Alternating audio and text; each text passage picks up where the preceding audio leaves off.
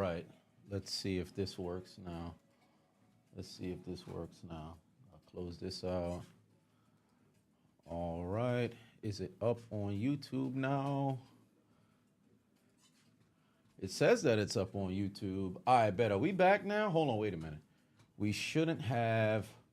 I switched it to where it would be broadcasting the. I'll be watching it from my phone rather than the computer. Because I think with the computer, that creates a problem. I think if I do it from the phone, there's no problem.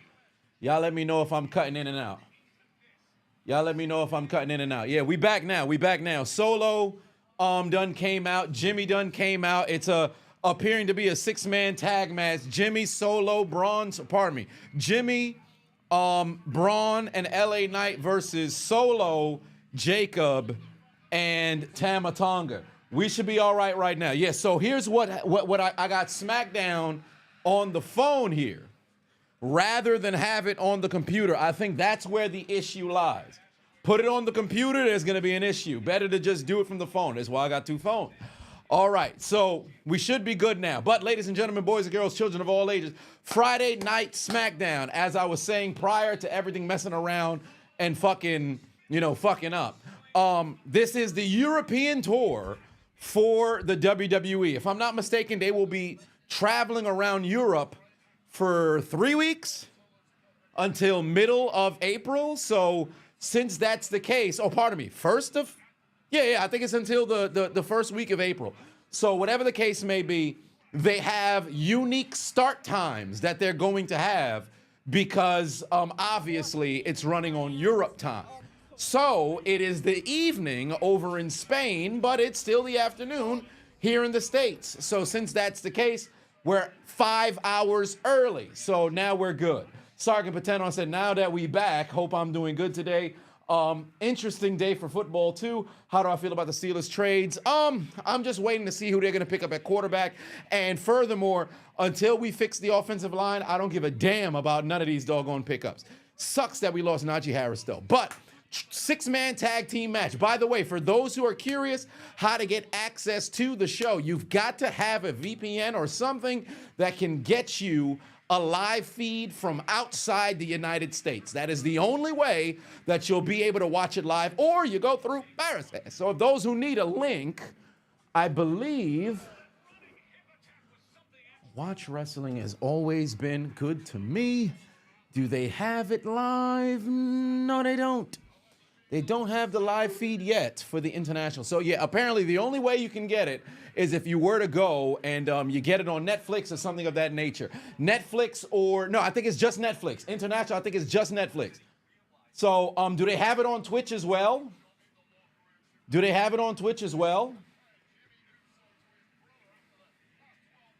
I don't think they're going to be streaming it there. 123 Watch Wrestling, they got it over there too? Okay, let me see if they have, this is 3. Oh, perfect. All right, there we go. I think this one got it here as well. Let me get a URL shortener so I can get you guys a link over here. All right, there we go. Make sure y'all got your ad block on, of course. You want to watch live. 14 grams. Okay.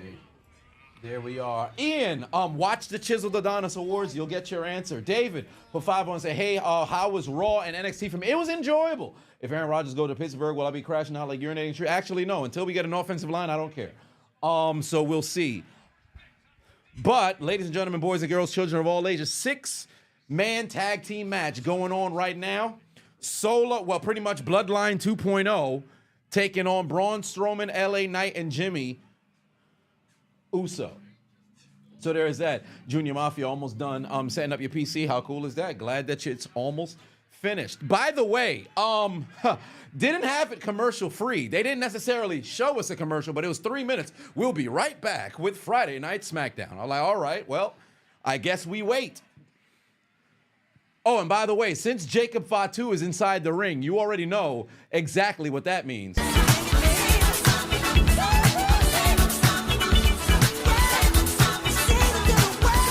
You know he's already tweaking. You know he's already tweaking. By the way, video tonight, Aaron the Plumber. But we'll get to that when we cross that bridge later tonight. Oh, damn, they don't went to commercial again? Oh, so they'll show you the feed, no audio, I guess. Oh, no, there is audio. Okay, there it is. Yeah, so I guess they had a commercial, but it says back in a set period of time. But now it's Tama Tonga who's beating the crap out of LA Knight on the ground. Jimmy Uso still nowhere to be found. Jimmy Uso still nowhere to be found.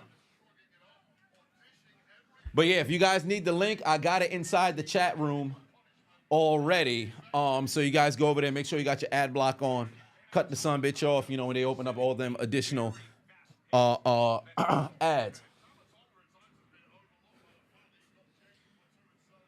Now, just real quick regarding how things are shaping up for WrestleMania, with Nakamura dropping that U.S. Championship to LA Knight. LA Knight, for all intents and purposes, does not have a challenger for the title at WrestleMania. So this can still open up the opportunity for a Mania match for LA Knight. If you guys recall, last year he took on AJ Styles, but that was in a regular match. This time around, with LA Knight being a champion, it's a possibility he may be seeing an opponent at Mania. Me personally, if LA Knight's not on the program and he just cuts a, well, I should say a LA Knight match isn't on the program and he happens to have a segment or a promo, I'm cool with that. LA Knight versus Carmelo Hayes. To be honest with you, I don't think Carmelo Hayes should get that match. Unless he's going over, of course. But because what they should have done, they should have never hoed Andrade and Carmelo out of that 7-match series and then ultimately give that weak-ass triple threat and never gave a payoff after that. Because they screwed that up, to now have it be LA Knight versus Carmelo, I don't like that angle because you're kind of hoeing Andrade. It should be the three of them.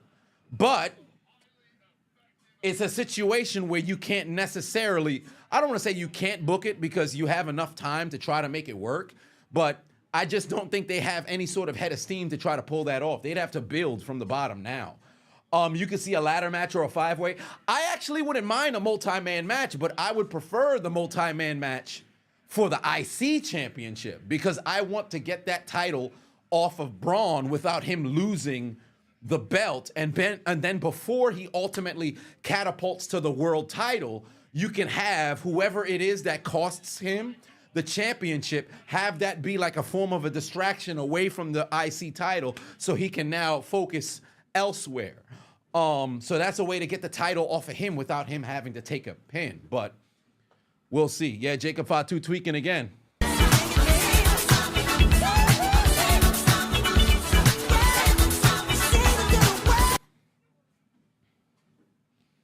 It could be something to SmackDown night before Mania. That's a possibility. They could definitely do that.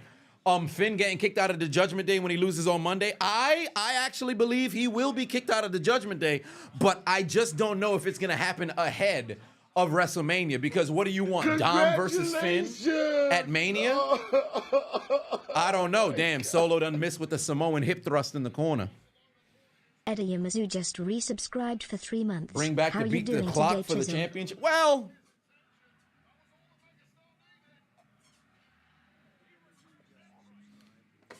I'm not against the beat the clock. I'm not against it if booked right. Did I film Roman's return at MSG? Well, yeah, go to my Instagram. Actually, on YouTube, too, I have a reaction where he speared CM Punk. Notifications ain't working for Looked Puppet? Damn. All right, here we come. Here we go. Braun Strowman inside the ring now, and he's giving everybody shoulder blocks. Down goes Tama. Out goes Solo. Big boot to Tama Tonga again. And take a look at Big Bronson Reed. Oh, Bronson Reed. Braun Strowman. By the way, they got rid of Big on Bronson Reed. I'm excited for when he comes back from what should be a successful surgery. But Braun Strowman, weak-ass shoulder to motherfucking Solo Sikoa. He just laid out Jacob Fatu, and he just sent Tama Tonga flying, but he better watch out. He's facing the crowd for too long. Jacob Fatu might be coming back. Jacob Fatu might be coming back. Braun Strowman better turn his big ass around. You better watch out. You better watch out. Oh, what the hell? Flying LA Knight through the ropes, and now Jimmy Fatu, Jimmy Uso about to take flight. Suicide dive takes Jacob Fatu over the goddamn announce table.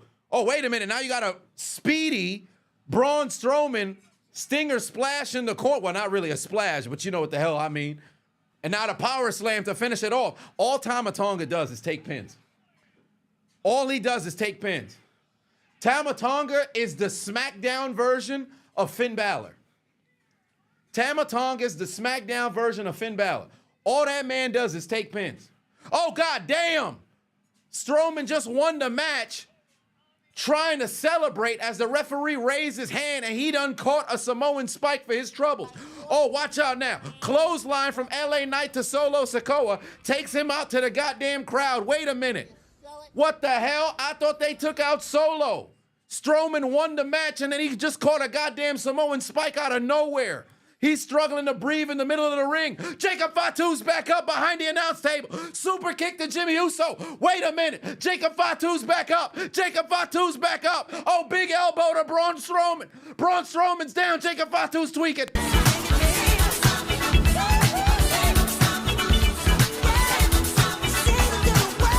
Fatu's back in the ring. Moonsault on Strowman. Moonsault on Strowman. Oh, Jesus Christ. Strowman's in trouble. Strowman's in trouble. Jacob Fatu's going up to each turnbuckle. The other turnbuckle. Moonsault again on Strowman. That's back-to-back moonsaults on Strowman. Jimmy Fatu, oh, pardon me. Jacob Fatu's in the middle of the ring. He's spitting all over the goddamn ground. What's wrong with this big-ass motherfucker? God damn. He just laid out Braun Strowman and hit two moonsaults. He's taking him to another corner. He's taking him back to the same corner. Moonsault again. Moonsault again. Jesus Christ. Braun Strowman's on the grass. 3 moonsaults. The Spaniards covering their goddamn mouth. God damn. Oh, he's tweaking again.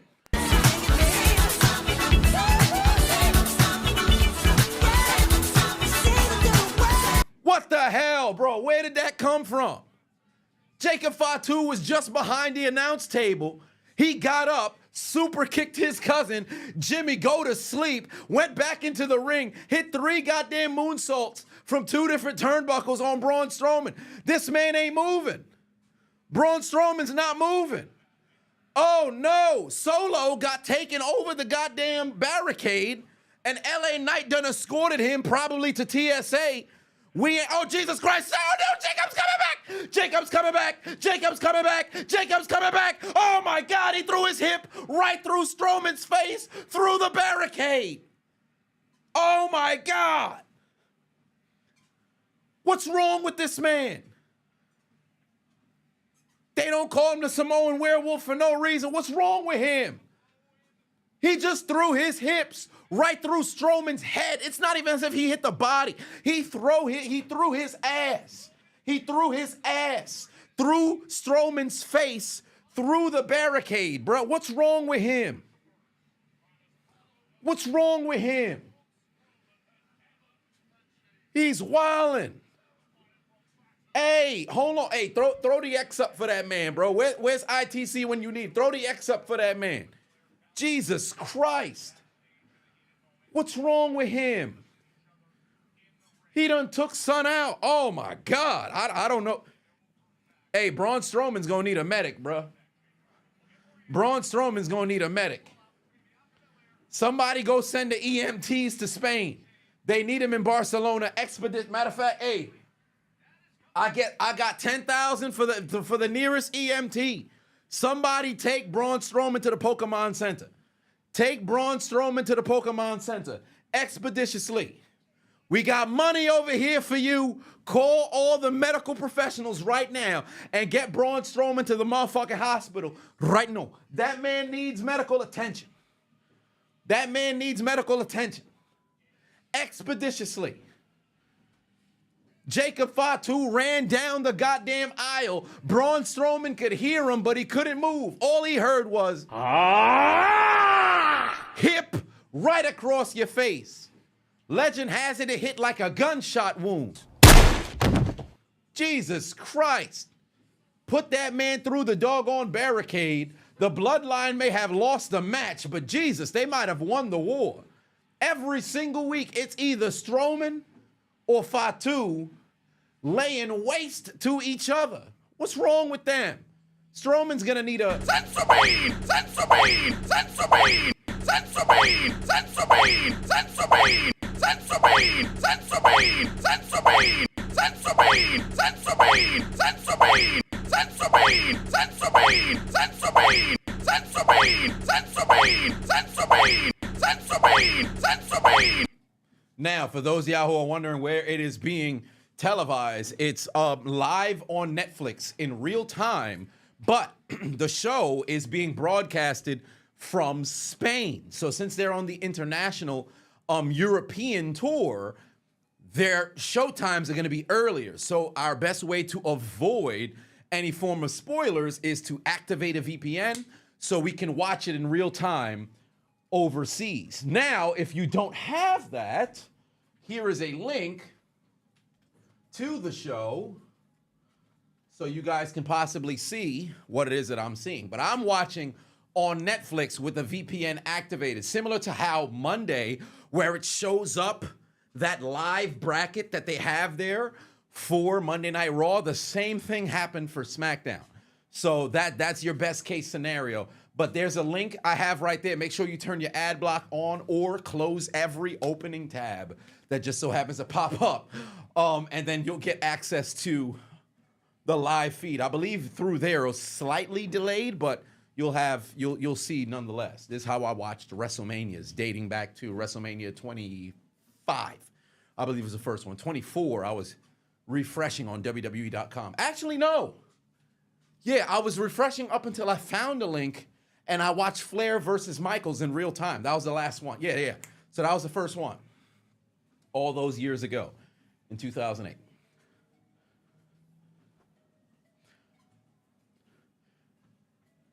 You about to knock on my door wearing a ski mat? You don't want to do that. I'll tell you right now, you don't want to do that.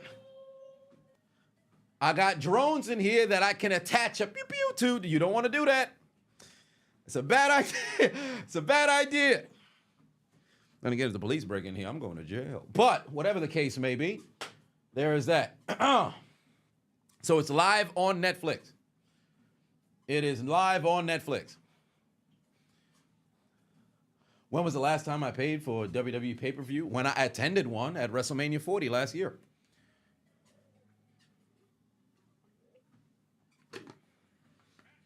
When I attended one at WrestleMania 40 last year.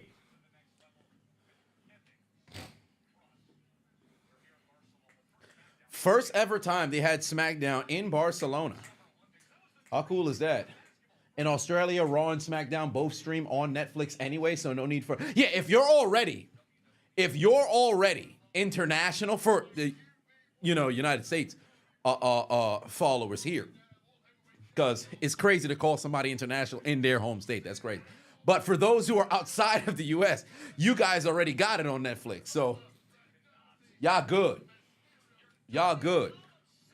And commercial free, if I'm not mistaken. So y'all are great outside there. We got to do all kinds of schemery in order to get access. All right, here we go. Oh, they're recapping what I believe was Naomi's best work of her career. That promo and segment truly was Naomi's best. Forget the runs as a world champion. Forget the tag team championships, whether it had been with Bianca or with Sasha. That promo that singular promo right there was Naomi's best work of her career. Sergeant B-Fab won't say close every tab that pops up, but there's hot lives, Roxanne's and Tiffany's in your area that need to get stuffed, making you go Tama-Tonga mode. Listen, let me tell you something right now. I remember when I was a kid, and I used to get those ads that popped up talking about, oh, this person's in your area and wants to get to know you. How did they know where my area is? Some ain't right. It's a scam. You can't fool me.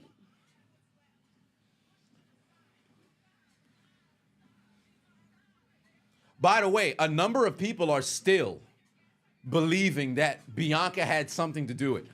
I think they've pretty much done away with the possibility of Bianca playing a role. I no longer see a scenario where it makes sense.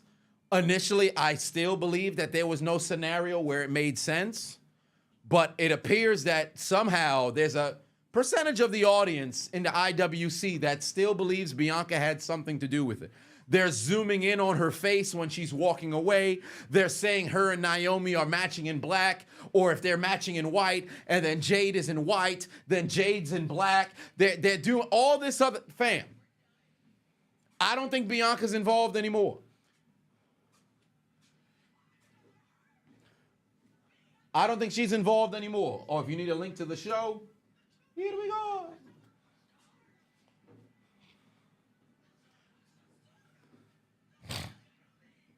By the way, Naomi and Jade, given how much, and I said this last week, but I'm going to renege. The amount of traction that they've been able to garner on social media, if they can keep that same momentum in their segments for the next couple of weeks, I say give them a Mania match. Because the way I feel about Mania now, I don't want to see no matches that they're not bathroom breaks, but I don't want to see no matches on the card that haven't had a build that culminates at Mania where it's like, yo, I want to book a ticket to see this match. For example, last year, no disrespect to Bobby Lashley, the Street Profits, and the authors of Pain and Final Testament, but who the fuck really say, yo, we coming here to watch Final Testament versus the Pride? Nobody.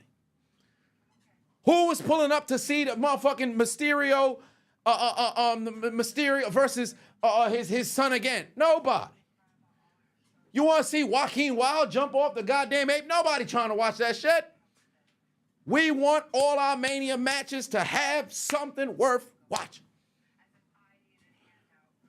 So let Jade and Naomi cook. All right, now we got ourselves a backstage promo here. Jade speaking with Kathy Kelly here.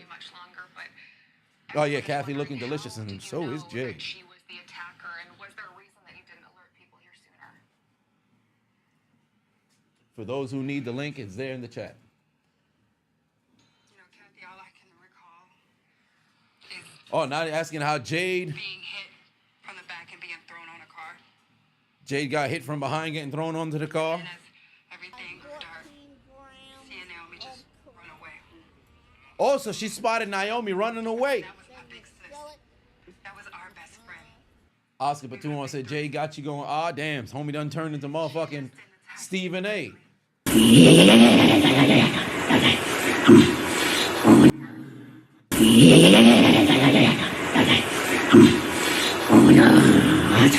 Son said when he see Jade, Pick all in your stomach, pick all in your stomach, pull your hair, slap your ass, bitch, you better not do no running. you better relax. Corey for 5-1 said, how do I feel about DK coming to the Steelers, D-Hop going to the Ravens? I feel good for both of them. Oh, wait a minute. Hold on. Wait, Liv Morgan and Raquel. Liv and Raquel pulling up interrupted the interview.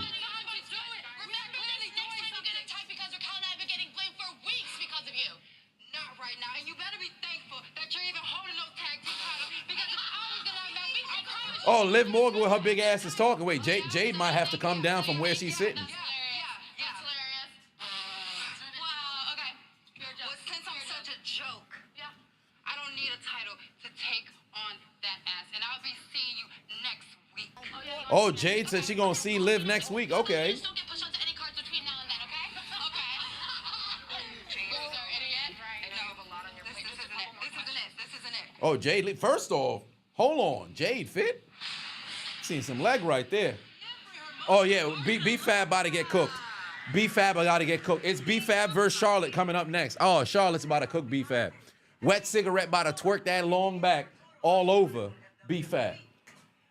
Stash Catching for 5-1 said, you don't give a damn. Jade Cargill, top 5 finest motherfuckers that ever walk in the WWE, and she not top 5.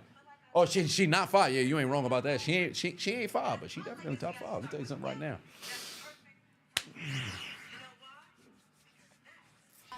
Deliciosa, but it's neither here nor there. Sargon Bafabon said, "Big mouth live." Ain't that the truth? B-Fab is getting cooked so bad. B-Fab is getting cooked so bad, fam. This match will not make it to a second segment. I don't know what B-Fab's saying, but this match is not making it to a second segment.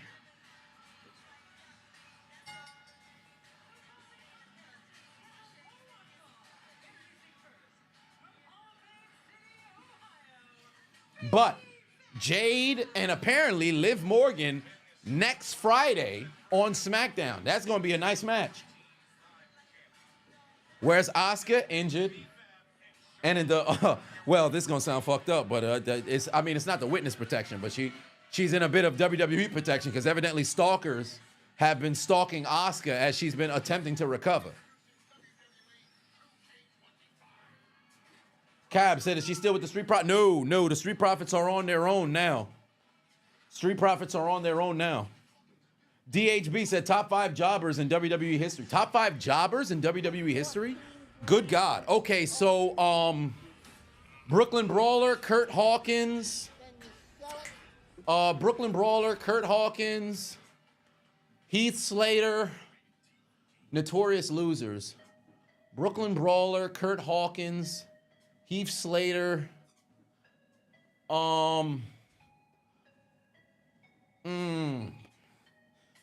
Even if they held the title, I would still consider them jobbers. Gilbert.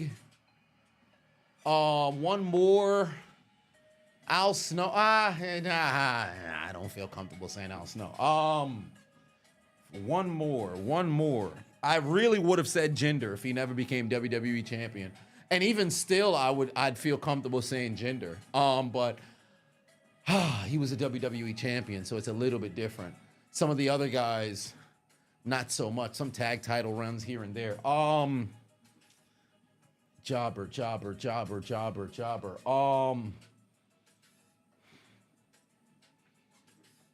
Couple more jobbers. Who would I put in the top 5?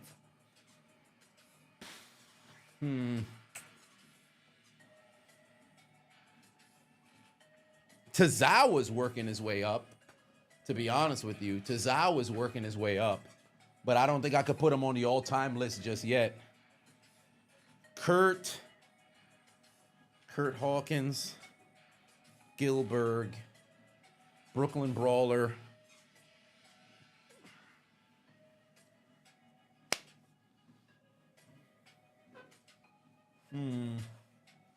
Alex Riley. Hilarious. Oh, you know what? Spike Dudley in WWE definitely can be somebody who's in there. T3R2 Gaming is now following. Virgil? In WWE history, Virgil? Oh, Barry Horowitz. Okay. Okay, Barry Horowitz. All right. Barry Horowitz, right. Right, Barry Horowitz got to be on there. So that's now 4. Golly. Oh boy. Yeah, you know what? Oh yeah. It escapes me. Oh fuck. He was in Blue Meanies Mans. Oh shit. Blue Meanies Mans. He was an ECW. Son of a bitch. Stevie Richards. Yeah. Stevie Richards. Daniel Patua said Barry Horowitz. Stevie Richards, yeah. Stevie Richards. So Stevie Richards, Barry Horowitz, Brooklyn Brawler, Kurt Hawkins, and Gilbert, if you will. Look, Heath Slater instead of Gilbert.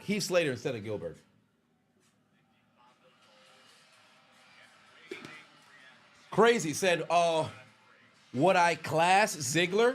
You know, for a long time, Ziggler was my guy who I'd put there. But although he can do a job like a motherfucker, I just don't, it feels wrong to say him. It just feels wrong. And here comes Charlotte Flair. There's no way this match lasts long, bro. There's no way. There's no scenario where Charlotte don't make quick work.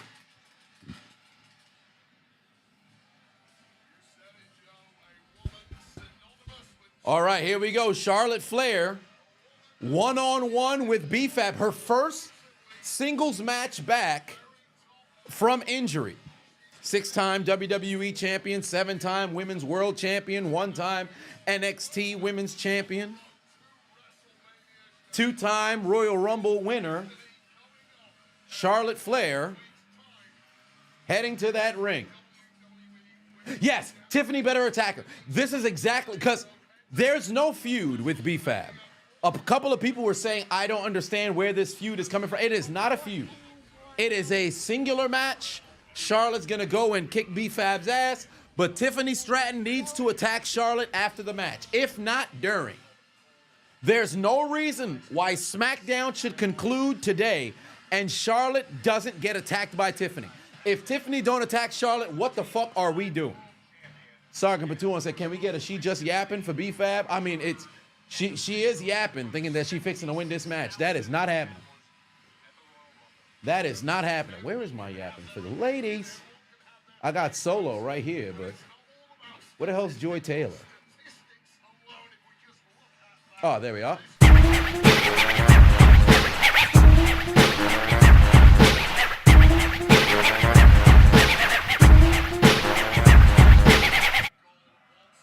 All right.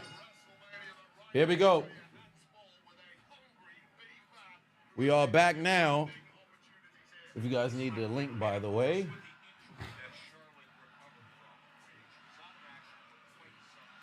Here we go. Charlotte Flair, B-Fab, one-on-one. Barcelona, Spain. And B-Fab really just in here to get educated. Dwayne for 5-1 said, can I imagine if Bianca joins them? Joins them, what do you mean? Luca in the building, what's going on, family? Yeah, you just got to keep it in refresh. Some of them hit, some of them don't. But all right, here we go. B-Fab, Charlotte, the match. Well, I should say the clock has officially started. So we'll say, what time is it right now? 3:48 p.m. where we are. So we're going to roll from 3:48. Let's see where it goes to. First off, the crowd is hot. They're making some noise right now. They weren't even this loud for the 6-man tag match that kicked off SmackDown. Yeah, the crowd is on fire. They're making some noise right now. You'd have thought you was watching a soccer match or football match.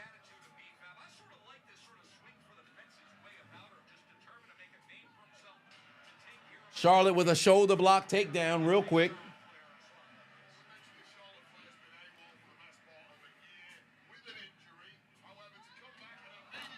Randy Savage, brother. Ooh, yeah. What was his name again? Was it Larry? I feel like it was Larry, but I'm not sure.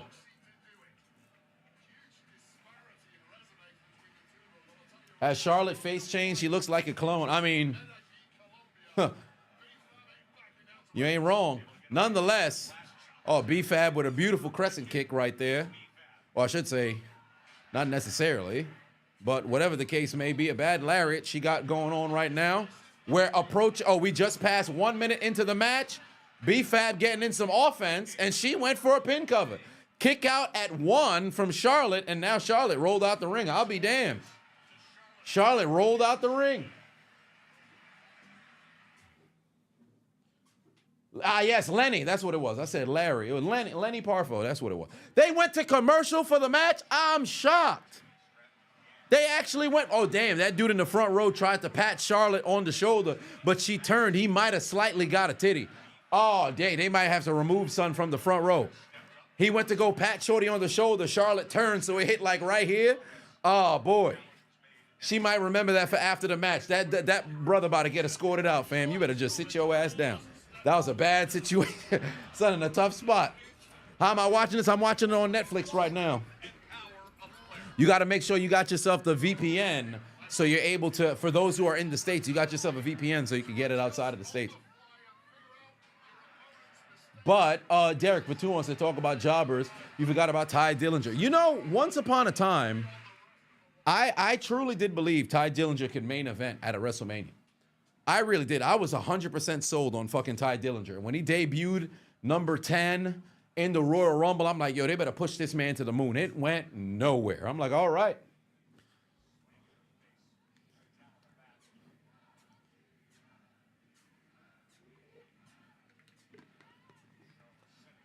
B-Fab and Michael Cole have the same rating in 2K. Damn. Whoa, whoa, whoa. Did Charlotte just flip off the audience? Charlotte just flipped off the crowd? Hold on. Because I bet she knows we're at a commercial break. 51 seconds until we come back from the commercial break. B-Fab with a crossbody. Yo, Charlotte has kicked out at 1. Both times, B-Fab has gone for a cover. In fact, Charlotte barely kicks out at the 1.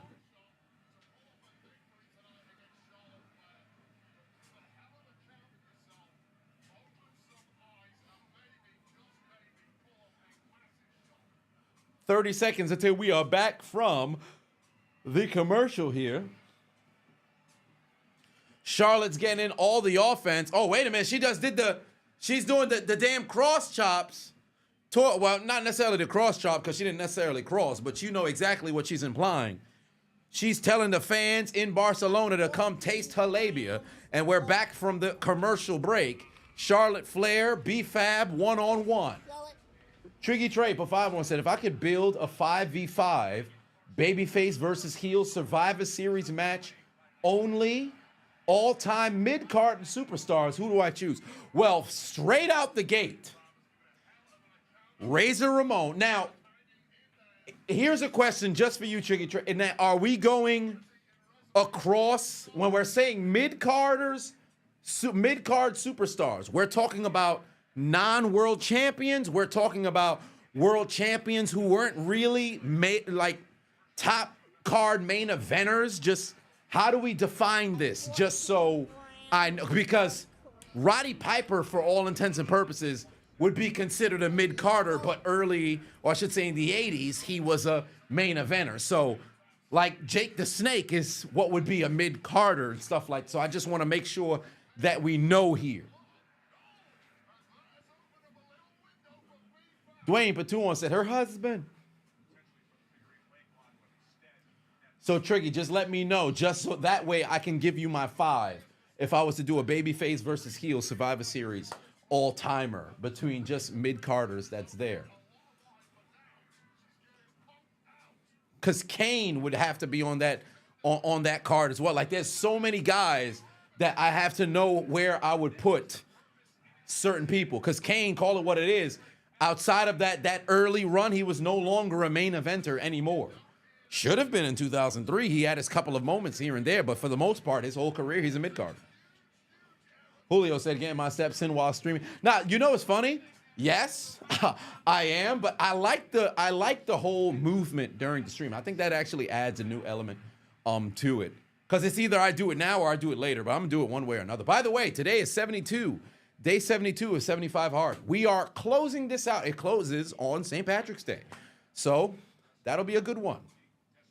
Things are coming out well. Let's not do that. But it has been a very nice, successful challenge, dare I say.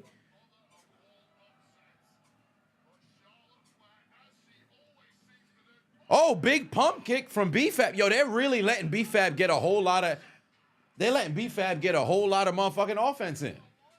What do you know? T3 Gaming said, bro, don't shout out the new followers. I don't shout out the new follower. I mean, they got an alert for it. And the first time chatters, I almost always get the first time chatters, brother. But welcome aboard.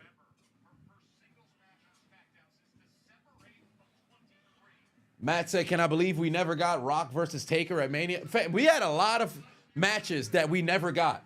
Austin versus Triple H at Mania. Never got it. Rock versus Triple H, just one-on-one at Mania. Never got it. Cena versus Orton, one-on-one at Mania. Never got it. Cena versus Edge at WrestleMania, one-on-one. Never got it. Triple H versus Shawn Michaels, one-on-one at WrestleMania. Never got it. Oh, damn. Well, that's it. Figure eight, ladies and gentlemen. Figure eight. That's it. All she wrote. B-Fab tap out. This was 7.5 minutes. This was 7.5 minutes. I'm shocked. Yo, she's keeping the figure eight. Well, Tiffany got to come out now. Bro, how is the other referees coming out? Figure eight. Charlotte with the victory. B-Fab is in all kinds of pain. And Charlotte refuses to break the goddamn hold. And now, after hearing Tiffany Stratton's music, and now, oh damn, Tiffany barely got into the ring, and now Charlotte's on top of her. Why would they even hit Tiffany's music, bro? They should have just let Tiffany run out here. Are they wearing the same fit? The two blonde, glittery girls are going at it, and now security's trying to separate them. This is weak, bro. They should have had Tiffany come and attack her out of nowhere, or maybe even hit the moonsault while Charlotte was in the figure eight. They should know Tiffany's gonna win at Mania. I'm 100% in on Tiffany winning at WrestleMania.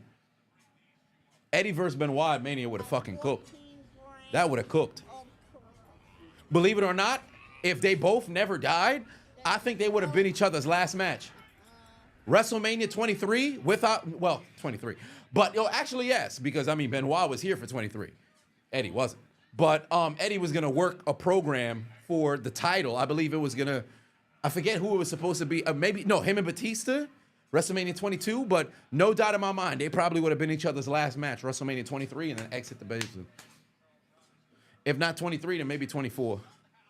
But Tiffany Stratton's my pick to win at Mania. Ozzy put 2 on, said, hell, Chisel from the, hail Chisel from the UK.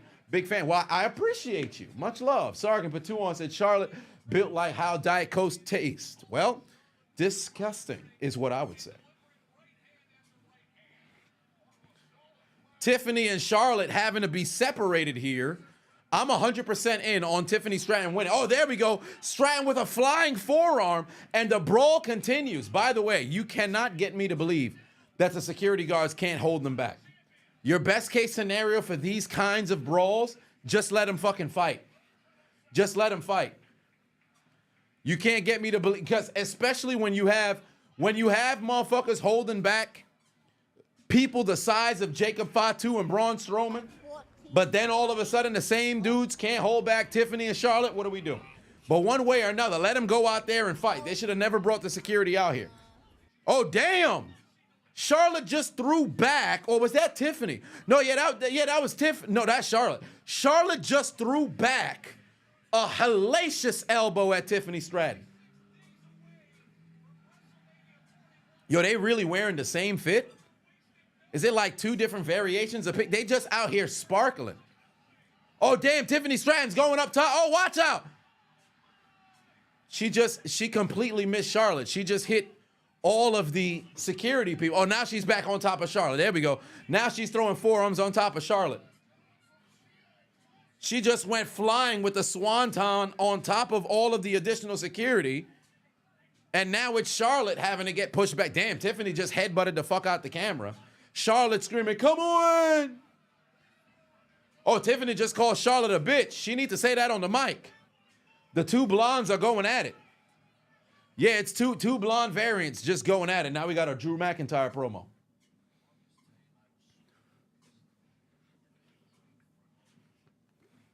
All right, let's hear what Drew McIntyre got to say.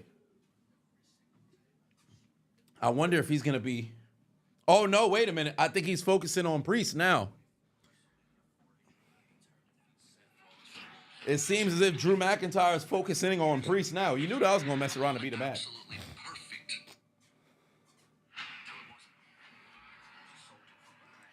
He's focusing in on Damian Priest now.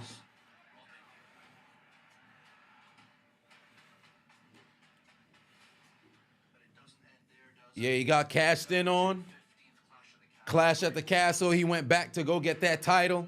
CM Punk cost him, but then it was Drew McIntyre who lost to who? Damian Priest.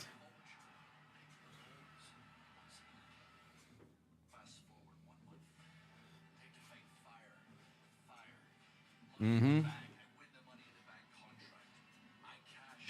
Money in the Bank. Went to cash in on Damian Priest. So now son focusing in on Priest, taking advantage of his lack of focus. Yup, he gonna fast forward to the Royal Rumble. It was Priest who eliminated him. Yup. Elimination Chamber. It was Priest who took advantage and got him eliminated. See, this is how you can organically create a feud. But you know what?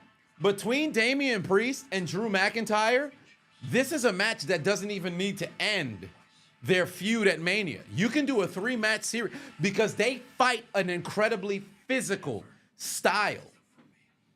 I think you can get 3 months out of, well, really, I think you could get 4 to 5 months out of the two of them, to be honest with you. I'm watching on Netflix. VPN. Now, Mike Lowe said it's low-key sad to see two guys, Priest and Drew, go from championship match last year to mid-card this year. No, it all depends, because I've said this time and time again. You don't always need to be in a championship match to have impact felt. Sometimes you can just have a match that's there and be the match of the show. As long as you're in a prominent feud, in my opinion, you can work your way to the main card. Like, for example, you can have the match in the middle of the fucking show, but if it's the match of the night, fuck the goddamn main event. They gonna have to feel you and acknowledge you. You may not be the main event today, but you could be the main event next show. Drew needs an actual title win at Mania in front of a crowd. Oh, he did. He got it last year at Mania. I was there. Albeit it was a 5-minute run. But yeah, he had his victory in front of fans. He got what he wanted.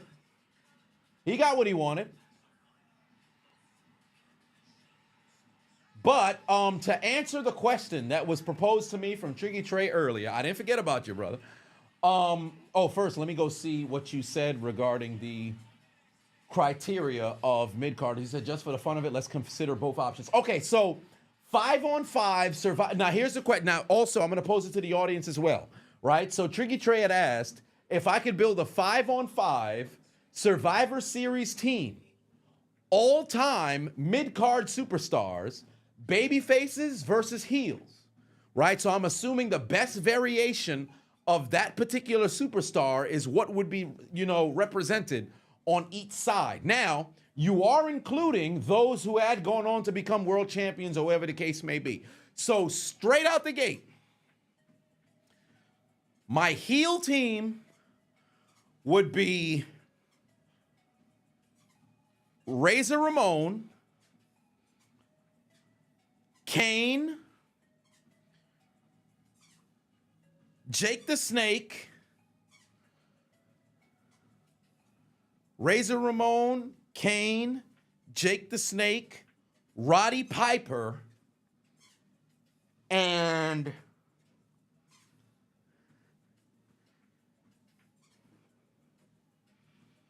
one more heel that I would put there mid-card.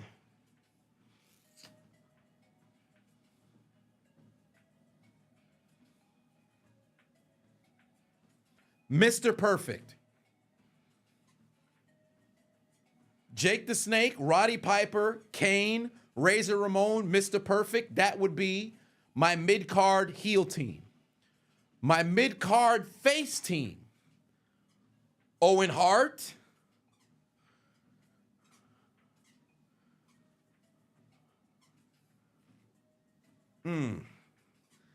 Owen Hart.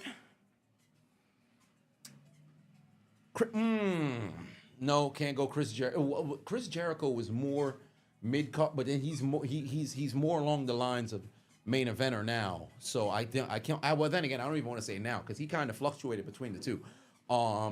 More people would think about Jericho at the main card than in the mid card. So I can't even go Jericho. I'll eliminate him. Owen Hart.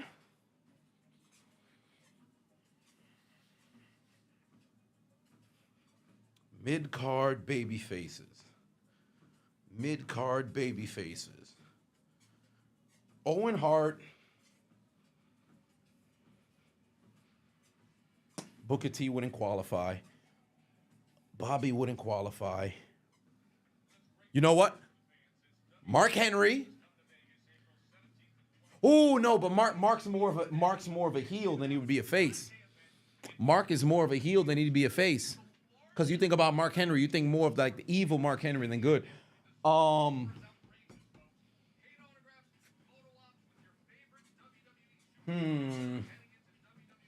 Shit. Okay. You know what? Eddie. Because he became like top of the card kind of late, but most people would think about Eddie in the mid card. Eddie, I'll throw Ray in there. Well, Ray would probably, well, actually, no, you know, for the team that's there, Owen Hart, Eddie, Ray. I don't want to go all high flyers, but fuck it. RVD, Jeff Hardy. Kane is a fucking problem on the other side. But you talk about entertaining? Bro, think about that 5.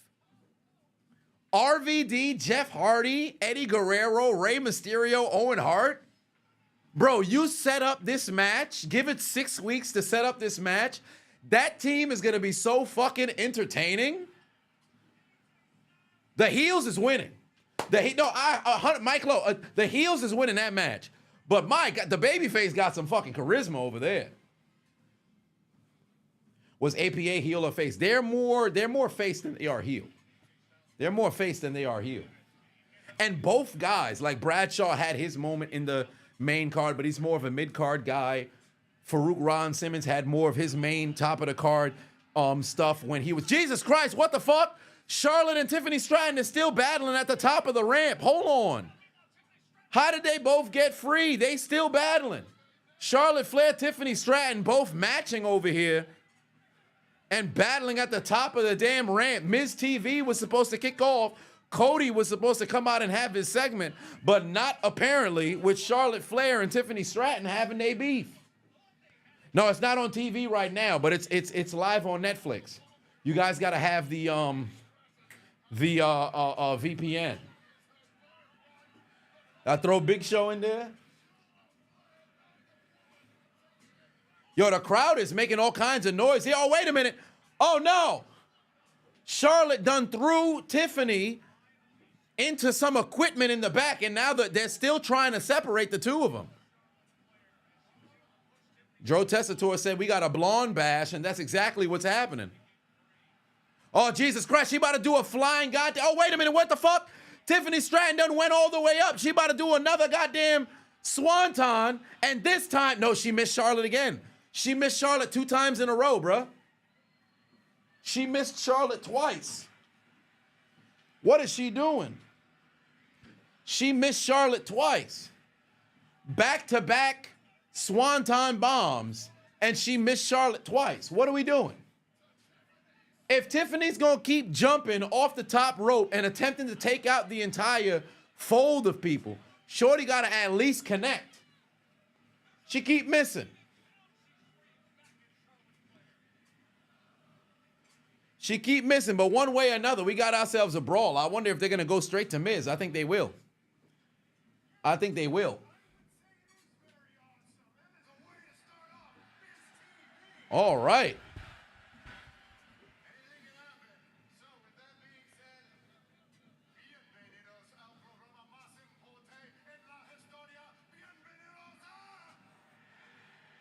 Oh, what the hell? This man, Miz over here talking Spanish. What do you know? By the way, I learned by way of John Cena, which I'm sure a lot of you guys did as well. WWE offers like educational, not vouchers, but they kind of cover, I guess, if you wanted any sort of course or learn different language. So John Cena became fluent in Mandarin by way of WWE's resources. So I'm very curious how many WWE superstars leverage the resource of being able to learn a different language. I would love to learn different languages here. Duolingo is not going to help me. So,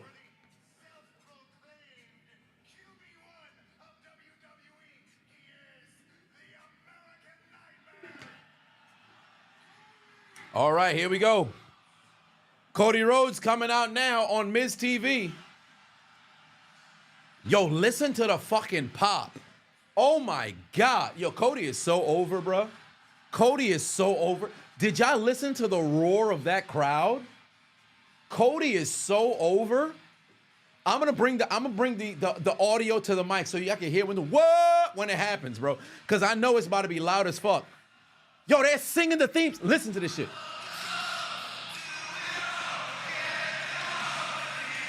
I don't think y'all understand how loud they are, bro. Just listen to it.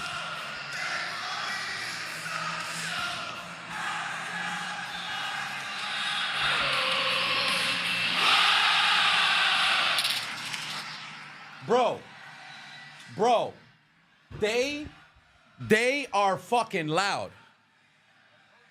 They are fucking loud, bro. They damn near shaking the goddamn arena right now. They damn near shaking the arena right now. This man is so over, it's insane.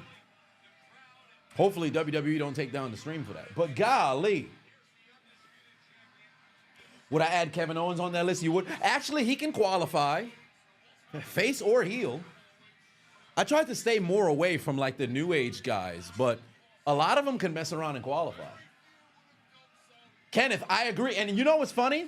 I mentioned this when I was at Raw earlier this week, live from MSG.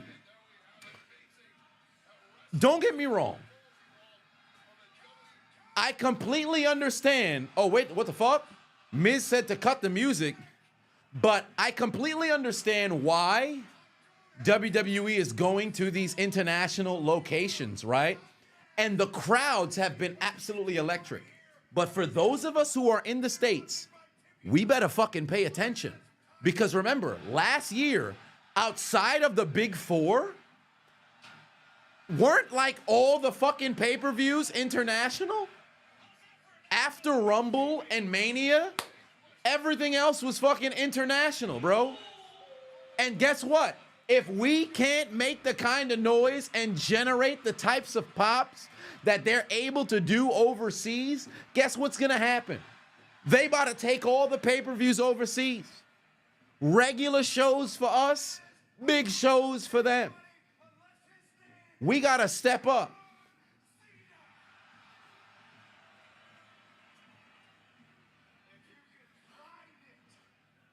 All right, here we go. Damn. Cody Rhodes just laid out Miz.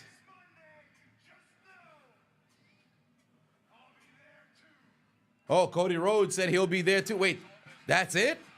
Cody Rhodes came out, laid out the Miz, took the mic, and said, John Cena, you better show your ass on Raw, and whether you pull up or not, I'll be there too. Well, what do you know? Jay Quan said, what time is SmackDown? Started later. No, SmackDown is going to be at the regular time later tonight. The only downside is it will have already happened by the time that it broadcasts live in the United States. So the problem is, if I went live then, what would kind of suck is people in the chat may spoil things, or then furthermore, pretty much that's it. People will show up and kind of spoil things, that I'll ruin it for all of us. Because even if I don't look at the chat, some of y'all will look at the chat, and then you're going to have a bad time. Oh, what the hell? Shinsuke Nakamura done pulled up on Nick Aldis asking for a rematch. Whoa, Damian Priest done pulled up here now. Well, I guess Priest is looking for Drew.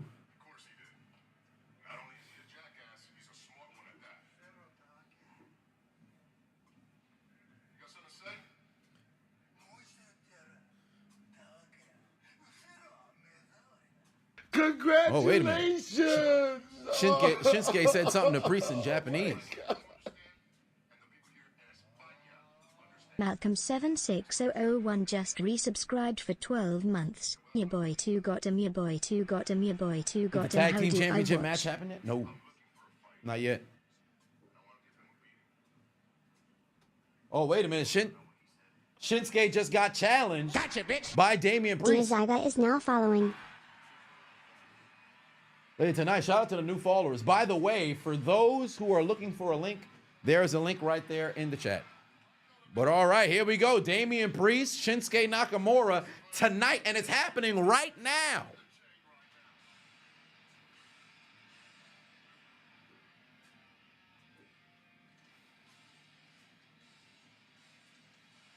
Shin better chill. Damian will flip the script on Shin. And hell, he's in Spain. Granted, he's Puerto Rican, but they all speak Spanish.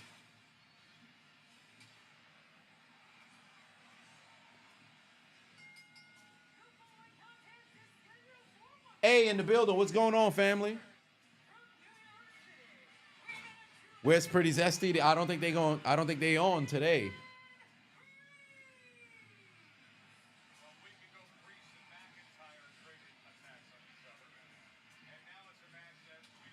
Oh, by the way, is this not the anniversary of Scott Hall's death 3 years ago today? No way Priest is losing today. Big Bryce said this is the most they had Shin talk. After he won the U.S. Championship, I'm so disappointed in how they booked him. I'm so disappointed of how they booked him. Tariq said, how come SmackDown is early tonight? Well, it's not necessarily early. They're still showing it at 8. It's just that it's a European tour, as you see in the title. So obviously they're not on the same time zone as us. So since they're 5 hours early, I'm watching as they're broadcasting, so I don't have to deal with spoilers. Because there's nothing I hate more than spoilers.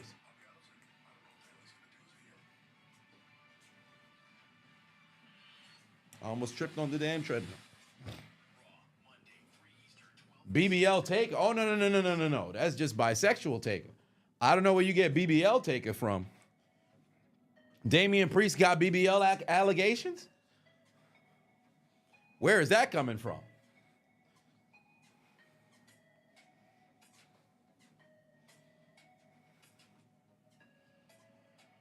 Rhea Ripley collab with Civil Regime goes crazy.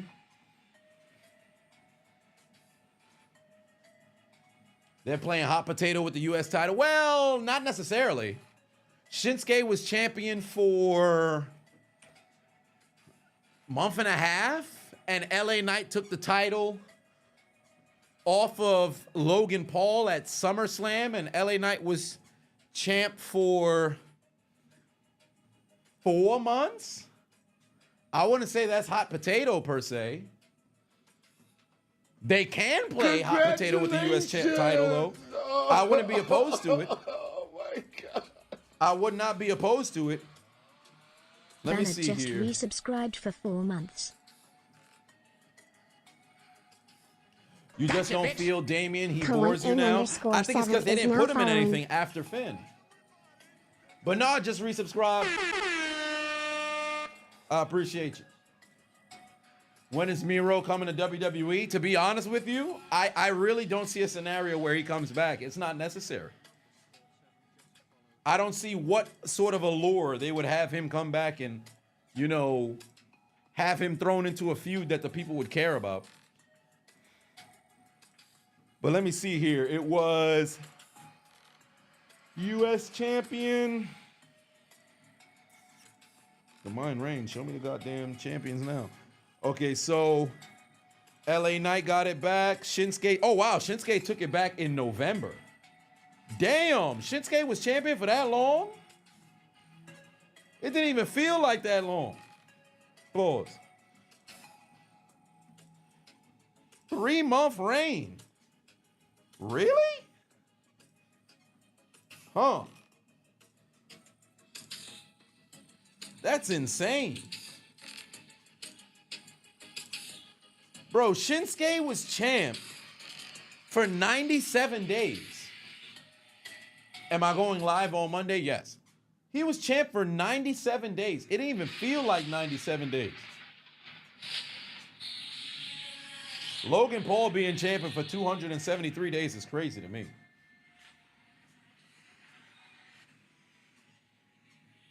That's insane to me.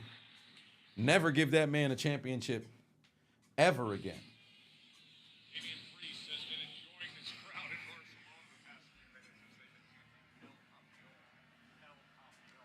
Yes, I am on a treadmill. And I've got 20 more minutes on here. How many steps have I taken? shit. About 7,500. Once again, rarely defended it, indeed. And you know what's crazy? You can legitimately, especially since you're booking a 3-hour show weekly, not even counting the other, program, because you have 2 weekly television shows, you can do an open challenge. Like Cena's open challenge should have opened up the eyes for WWE for taping for mid-card championships. Here comes Shinsuke Nakamura now. Damn, he is not getting much of a pop. Oh, I think they're trying to make noise to the entrance. There's why I hate the fact they changed his theme song. They're doing whoa.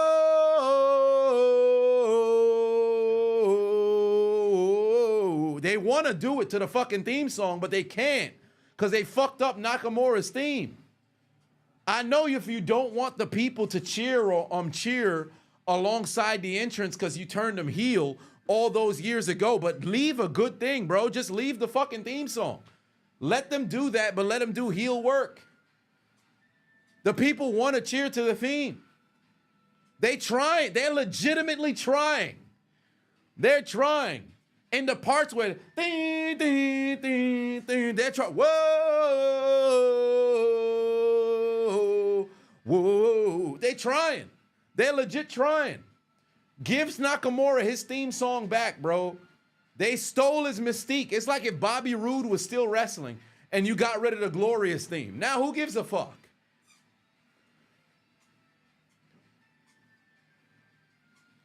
They should have just kept it. And they fucked over Shinsuke too. Because they had him come back as this fucking sinister character and they didn't let him wash motherfuckers week in, week out. I've said time and time again, I don't understand how the fuck they can't book motherfuckers right. I understand not everybody can win, but if you're now a champion and you have to present that person as strong, just have him wash people.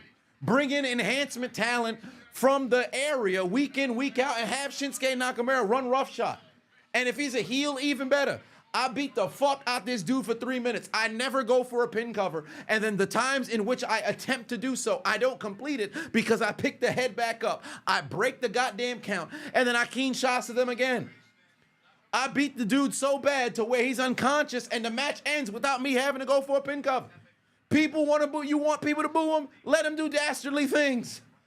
It's incredibly doable. And guess what? You beat up enhancement talent. You're not jobbing out your people. They've done it in the past. Why not do it again? But nonetheless, Damian Priest, Shinsuke Nakamura, one-on-one battle. Nick Aldis claimed that Drew McIntyre had fled, well, maybe not so much fled, but vacated the premises. I don't believe it. I believe that Drew McIntyre will show up at the conclusion of this match, whether he costs Shinsuke the match or he simply intervenes at the conclusion where Damian Priest wins. We shall find out. I think we're all in agreement. Damian Priest is losing this match. Mr. Patuan said, is Jeff Cobb going to WWE a waste? All depends on how he's booked. I remember seeing some of his work in Lucha Underground. I liked it, but I haven't seen anything as of late, so I cannot give you an opinion, but one way or another, it all depends on the booking. Because truly, they can make most, in my opinion, into a star if they book them right. Because I really think there's a great, grandiose amount of wrestlers who can truly get over if they're booked appropriately. It's very difficult to organically get over. I think if you book somebody the right way, they can get over. It sounds crazy, though, because if I were to say most people, if booked right, can get over, how is it that most wrestlers don't get over? Because I think they give up prematurely. Sometimes they'll stick with certain people a long period of time, and other times they won't really give somebody a chance. Like, for example, an example of bad booking per se, somebody like Theory. They fucked that dude over. But I think if they gave him the right booking, he'd get it over. So that's more of a testament to the bad booking.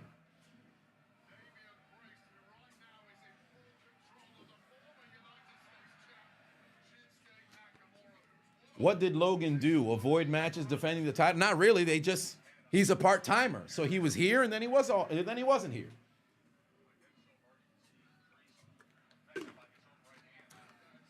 No, when Theory won the Money in the Bank, he was getting over. Then the moment that he won it and they got rid of the phone and him being that annoying motherfucker, once they got rid of that shit, it was over. We could have had Shinsuke beat AJ at Mania. Yup. Get AJ heel back. Heel AJ back, which is what people would always prefer, then get Shinsuke and Joe after that. Maybe a three-way since they went AJ and Joe anyway. Yeah, I agree. I was watching Mania so confused that Shinsuke didn't win.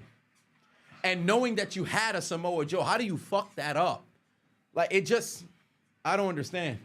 No, Rocky, I'm not going to hold you. I can blame Vince for that decision, but a lot of those same problems still persist now. I blame Vince for a lot of shit, but I'm not going to hold you. When he was right on certain things, he was right. But when he was wrong, my God, he was wrong. Like, it's very difficult to get everything right. But there's some times where I'll just scratch my head at booking like, yo, what are we doing, bro? I don't expect you to get everything right every single show. But sometimes it's like, how do you flop on this character? What are we doing? Dell, first time chat, I appreciate you. Said, why is Priest booked so strong? You're just curious because he's booked stronger than Drew these days. And Finn Balor has had horrible booking now. Finn's had bad booking. Really? The entire 2020s. I haven't liked a single thing they did for Finn. The entire 2020s. Him joining the Judgment Day was great. Them winning the tag titles was great. And then it wasn't.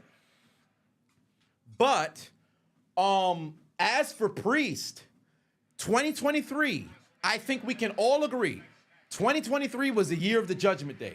They absolutely cooked. They legitimately ran Monday Night Raw, and Priest was improving incredibly month by month.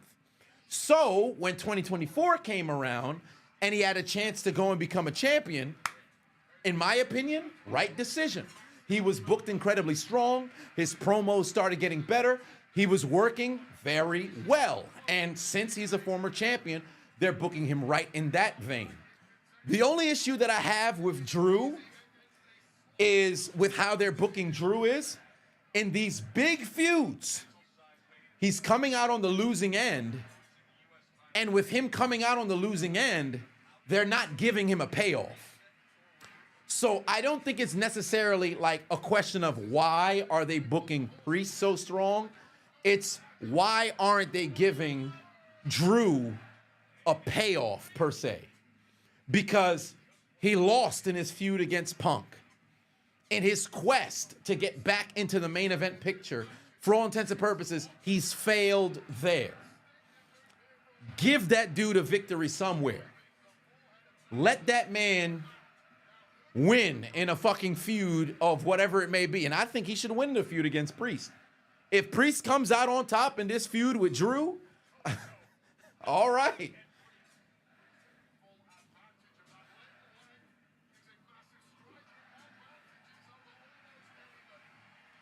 Yeah, but Finn and NXT, I don't even like count, because as far as I'm concerned, the main roster is what matters.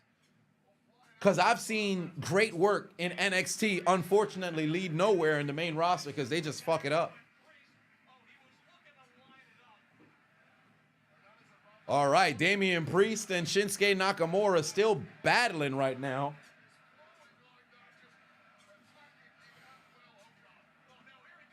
Oh, wait a minute, damn. McIntyre just hit Priest onto the announce table. Yeah, Shayna Baszler, we don't even got to go there. No way, Jose, stop it. Let's not even get started with that goofy ass goddamn character. No way, Jose. No way, Jose. No way, Jose. You really thought that was gonna get over, Vince? What are we doing, bro? What are we doing? That's like the whole Fandango thing. Flash in the pan. There was no way that was gonna work. Golly, that crossbody went right onto Shinsuke Nakamura's head. And now it's time. Damian Priest is starting to call for it. You know what's coming. You know what's coming. Big time lariat. Oh, wow, he done missed it. Shinsuke got the armbar. Shinsuke got the armbar. He got the armbar. Oh, wait a minute. Priest is holding on. Priest is holding on. Shinsuke didn't get all of it. Oh, now he's got all of it. Now he's got all of it. Shinsuke's got all of it. Oh, he didn't bend that off leg. And now Priest done got out now, but there's got to be some damage to the arm. He's got to sell the arm a bit. Big high kick over there to Shinsuke. Shinsuke Gotcha, tries the damn roundhouse, misses is it. now following. Big lariat. Big lariat from Priest onto Shinsuke. Well, that's about to be all she wrote. That's about to be all she wrote. I'm watching on Netflix right now. That's about to be all she wrote. Oh, wait a minute. I saw that rope move. I think Drew might be here. McIntyre's back. Priest ain't focused on McIntyre. Rolled up from Shinsuke. Oh, he almost had the pinfall cover, apparently. Priest kicked out, and now he done got kicked down. Shinsuke's back up. Go for the Kinshasa. Oh, he's wasting too much time. Shinsuke's wasting too much time. Priest is about to get him right now. Priest about to stop him right now. South of Heaven got his ass. South of Heaven got his ass. Oh, damn, but then insert Drew McIntyre. I told you guys, either Priest wins and McIntyre attacks afterwards, or Priest loses, or I should say wins by way of DQ because McIntyre gets involved. Sergeant Fatu said, remember Yoshitatsu? Yes, indeed. I'm glad he left because he's able to go cook in New Japan. He was never going to get over in WWE, in my opinion. And now they throwing blow. God damn, look at the right hands from Priest onto McIntyre. Whoa, wait a minute. He's trying to get that South of Heaven on McIntyre. McIntyre's, Jesus, he's gouging out the eyes. Whoa, Kinshasa on Priest. Nakamura, Kinshasa on Priest. Here, I thought it was just McIntyre who was going to war with Priest after gouging out Priest's eye. Nakamura hit that man with a Kinshasa. And now look at McIntyre staring down Shinsuke. Shinsuke leaving the ring. McIntyre gave him like a smirk. Yeah, McIntyre's gonna say, hey man, I ain't got no beef with you, but. And now he's pretty much ground and pound on Priest. The crowd is cheering for CM Punk, but he ain't on this show. Oh my God, right hands from McIntyre and a big fucking stomp. Big stomp on Priest. And now Priest thrown outside the ring. McIntyre already putting the blows on Damian Priest. He's about to throw him into the barricade. Hey, somebody tell the announcers to move out the way. Who that for life, Christopher 5 said, when you think about it, organically over, you look at decent amount of the NXT talent. Yeah, they always, for the most part, on NXT, they get over organically. The only problem is they come to the main roster and they kind of stifle their growth. Booking, that is. Tricky Trey said, remember Simon Dean, top 1 superstar all time? Don't you dare. Don't you dare. I will have you assassinated. Oh, wait a minute. Steel stairs off of Damian Priest's head. Golly. And Priest is late. He's starfishing. Matter of fact, he planking like it's 2012. Damian Priest looked like he been doing the Naruto run in his dreams. That motherfucker laid out. Drew McIntyre done laid out Priest. The crowd is cheering something. But McIntyre is down. I should say Priest is down. McIntyre is walking to the back. Week in, week out, Damian Priest. Or I should say Drew McIntyre crashing out. Oh, he's about to turn back. He is indeed the Scottish psychopath. He about to turn back. Damian Priest just got back into the ring. Damian Priest got back into the ring and he's struggling to stand up. He's using the ropes. Drew McIntyre is going to run it. He done throw out the goddamn referee. Watch out. McIntyre Claymore. McIntyre Claymore. McIntyre Claymore on Priest. Claymore on Priest. Claymore on Priest. Claymore on Priest. Down goes Priest again. Oh, wait a minute. Hold on. Drew McIntyre said, oh, that's how you want it. On site. On site it is. He said, you screwed me too many times to let this slide. You're done. And he done stomped out Priest. He done stomped out Priest. He lifted that leg up. He paused and then dropped it right off the goddamn side of the head of Damian Priest. Golly. super stomp after the Claymore, and Damian Priest is in pain. He might have a concussion. Activate the migraine. That man is in pain. Shit, NBA Live, but 2-1 said, is going to a WWE even worth the money if you sit up close? Well, in my opinion, I think it's a cool experience if you sit close, but I think as long as you're in a good seat, which I have good eyes, so every seat's a good seat to a degree, because in the stadiums, if you're in the nosebleed, I think you should have just stayed home. But depending on where you are, if you're in the aisle, I would never pay for that money. If you're like on the 4th row in the aisle, and I'm talking about 4th row in, not like 4th row from the corner area, because that's just a terrible seat.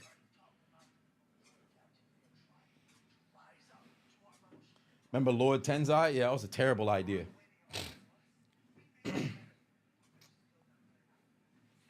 All right, DIY cutting a promo right here. They better lose the titles tonight. They better lose the titles tonight.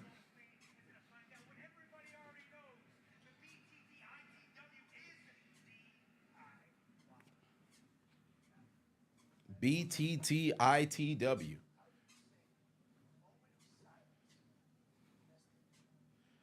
How do you say moment of silence? Oh, wait a minute. MCMG done pulled up. MCMG done pulled up onto DIY. But remember, it was Pretty Zesty who won the #1 contendership match. Tricky Trade put 2-1 said the core over the Shield. All right, you're on drugs. Then you sell it.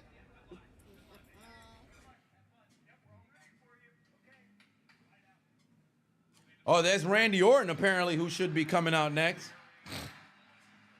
Randy Orton taking on Carmelo Hayes.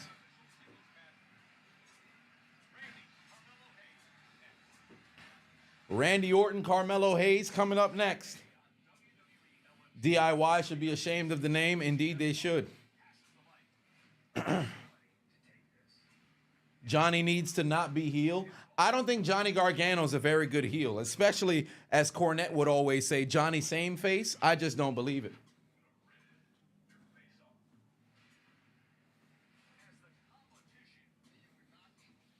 Oh, I watched the LFG match prior to NXT this past Tuesday.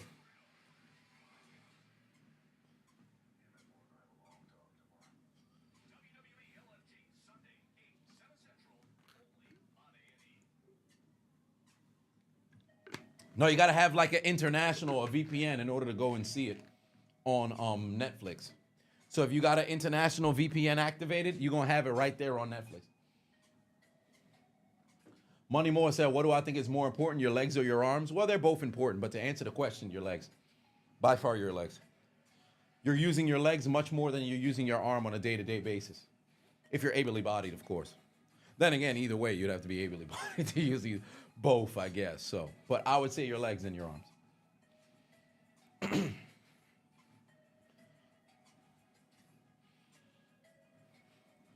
Malcolm said he didn't have to do Damian like that, and you're not a fan of the tag division at all. Cannot wait until the Hardy Boys show up. I had a chance to see them on Tuesday on NXT. That was pretty cool to see them again. But 14 grams. the problem with the tag division, the booking has not been good, bro. Like, they've put on some good matches, but who really gives a fuck? That's the problem. You got to have them in legitimate feuds that makes people say, oh, nah, we got to go and we got to tune in. I'm not saying everything's got to be hardcore. You got to go and draw blood or whatever the case, but make dynamic storyline. Like the DIY feeding bad information by way of utilizing Pretty Deadly to go and say it was this team, it was Los Garza, and then all this other, like, bro, this is so childish. What are we doing, bro?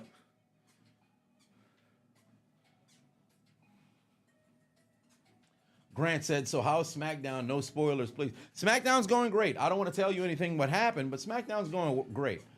Ice Tray, Patu said LFG over, tough enough. I've still never watched an actual show of LFG. So there is that. Captain Sports in the building. What's going on? Will Smith said, what do I think is the ceiling for both Jacob and Penta? I think Jacob can be a legitimate world champion. I think Penta would absolutely kill in the mid-card. I think Penta can have some matches at the top of the card, but I don't think he's going to go further than Rey Mysterio did. So I can see a scenario where, oh, wow, then hit the 100 minutes. I can see a scenario where Penta can, challenge for a world championship. I just don't see him being a world champion on WWE's platform. But he's most certainly can carry the torch as a champion, put on banger matches. But I just think he'll be incredibly popular. People will have him over, but I don't know. We'll see. Oh, what do you know? Barcelona's team is in the building. Jesus Christ. Take a look at that custom championship.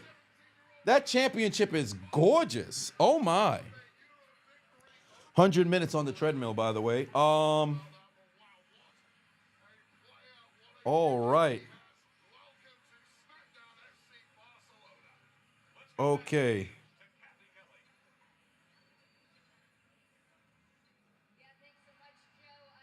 Let me close this joint out. Oh, we got the 10,000 steps. Beautiful. Oh, there we go. Chelsea Green in the building, the United States champion in the house with her cabinet. I absolutely love the work Chelsea Green has done, bro. Absolutely love the work that Chelsea Green has done, bro. In my opinion, amongst the top women's champions in the damn company. Thoroughly enjoying her title reign. Thoroughly enjoying her title reign.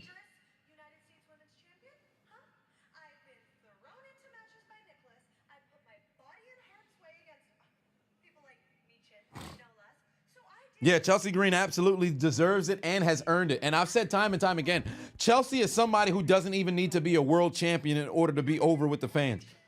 Because think about it. She, and kudos to her, and believe it or not, her husband as well. I don't think Zack Ryder or Matt Cardona played a role in telling her how to leverage social media, because she was already doing it prior to the two of them even being married.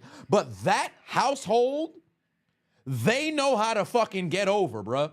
You give me 3 minutes on television, I'm going to make sure you see the best 3 minutes of me that you going to get. And then when we off TV and you log on to social media, you going to keep seeing me. They know how to keep making content and getting people involved, bruh. They absolutely know what the hell they doing, bruh. Heel face does not matter. They know how to get over. I love me some Chelsea Green. I love me some Chelsea Green. And here comes Randy Orton. And here comes Randy Orton.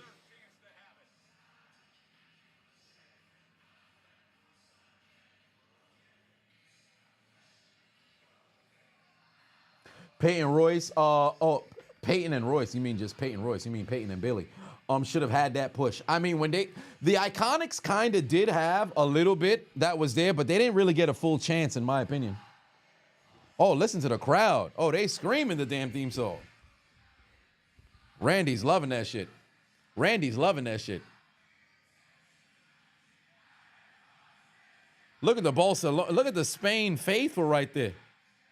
They got their hands out there. They screaming the shit. They keeping Revolution Theory's music streaming heavily on Spotify. Did I go to NXT last Tuesday? Yeah, I was there a few days ago. I just shook a kid's hand. Is that kid sleeping? Kid don't got too much energy. Randy went to go shake the kid's hand. He's like, are you okay? He's like, yeah, I'm all right. Kid is exhausted.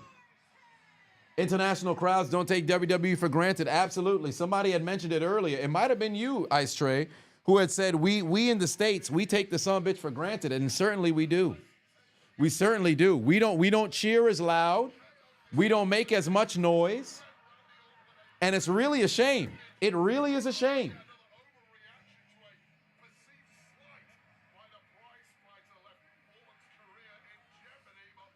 You still want face Orton versus heel Cena, a complete role reversal? I think it's still in the cards. It could happen. It could happen. Because there's no way the two of them don't cross paths in the midst of Cena's final run. By the way, random as hell, because I can't recall if I had brought it up on any of the other streams. On this motherfucking Nintendo Switch, I've started playing Mega Man Battle Network. Bro, the amount of youthfulness that I feel playing that game again, hadn't played Battle Network in 20 years. Legitimately, 20 years. The last one I ever played was 6 when I was in junior high. So maybe 17 some years. When did Cyber Beast come out? 2006, 2007? That was the last Mega Man that I played. But Battle Network 1 came out when? 2001, 2002 or some shit? Bro, I'm going to play all 6 Battle Networks. Well, really, all 10? Because 3 had, what was it, Sun? No, was it? I forget. But whatever the case was, they started having 2 versions from 3, 4, 5, 6. So that's what, 8? And then, yeah, so 10 different ones. Bro, this absolutely love. Like early in the morning, I'll give myself an hour. And then late in the evening, I'll give myself an hour playing the game. But Randy Orton appreciating the fans right now. And here comes Carmelo Hayes. The moment Carmelo Hayes does that goofy-ass jump, I know he lost.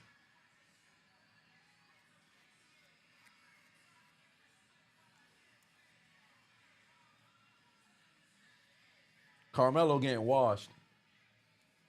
He did that goofy-ass jump. He losing, bro. He's losing, bro. Carmelo Hayes losing, bro.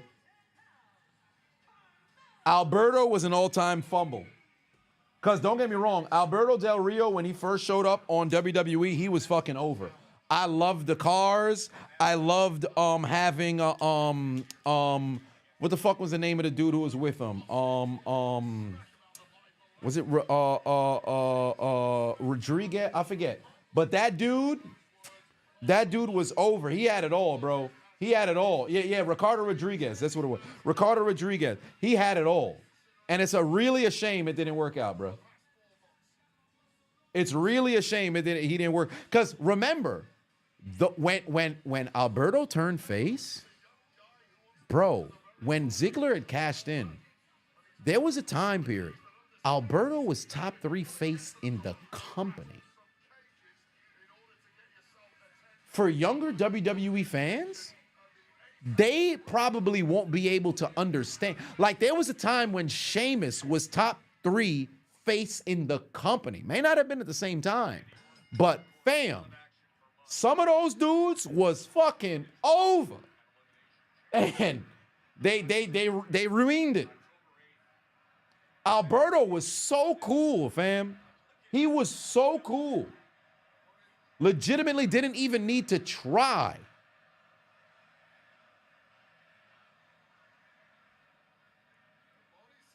All right, here we go. I'm over here trying to wipe these damn blue light glasses. Yeah, Carmelo Hayes about to get worked. Carmelo Hayes about to get worked. Enzo and Cass. Yeah, we ain't got to say too much about Enzo and Cass. Damn, it was 10 years ago they actually debuted. Shit.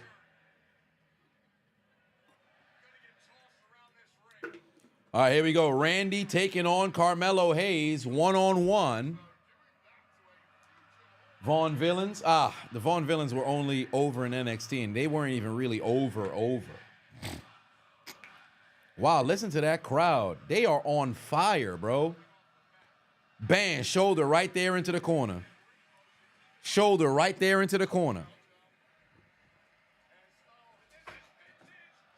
Orton dropped him right on top of that damn announce table, which still, till this day, I don't understand how that's not a DQ. Crowd is going crazy here for Randy Orton, and it looks like they're going to commercial.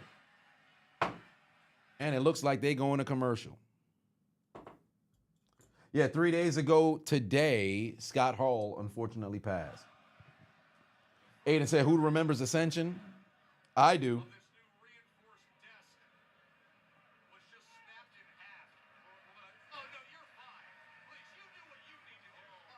Oh, peep the damn kicks right there.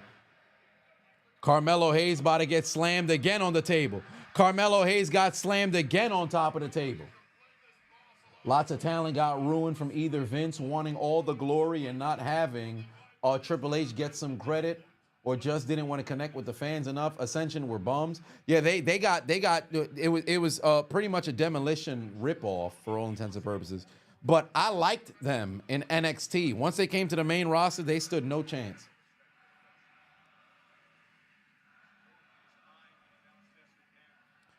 Fam, is the ref even, like, the ref taking his sweet time? Orton broke the count a couple of times, but golly, Orton's just having fun out there.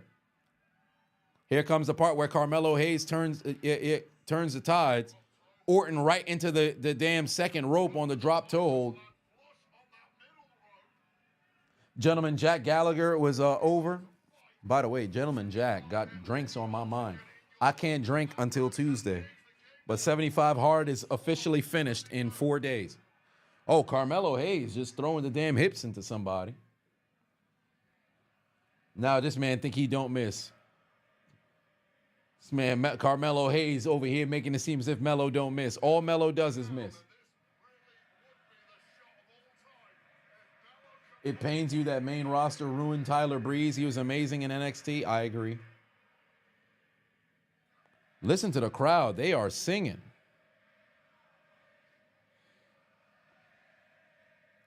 Sandy got pulled up without Nikki Cross, then lost all their aura.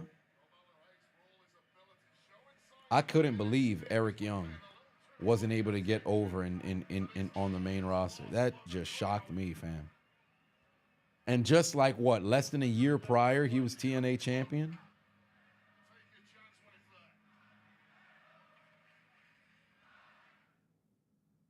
All right, now we're back from commercial break here. Carmelo Hayes, one-on-one, Randy Orton. It is on Netflix. You just need to get yourself a VPN over there, but here's a couple of links here. Miscellaneous links where you could go mess around and tune in here.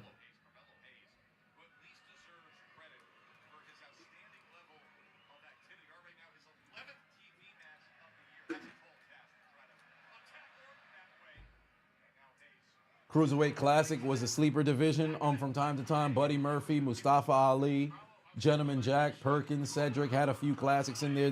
They had a good matches, but the only problem was the moment that they made like the 205 Live an own show, that was a mistake. That was a mistake.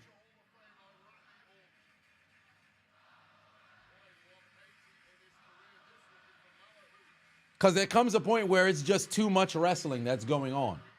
If you can't integrate it into the show and now you want to make a separate show, it's a wrap. Like I see some people in the IWC advocating for the women to have their own television show. Please don't do that. Please don't do that. Because now if you remove them from the main show, you put them only on the one show, the ratings won't mess around and reflect. Because now it's just, this is the main show, this is the woman's show. Now that you make it, this is solely the woman's show, if people ain't watching it, what's the ratings gonna show? Oh, I guess people not tuning in for the women, but they are.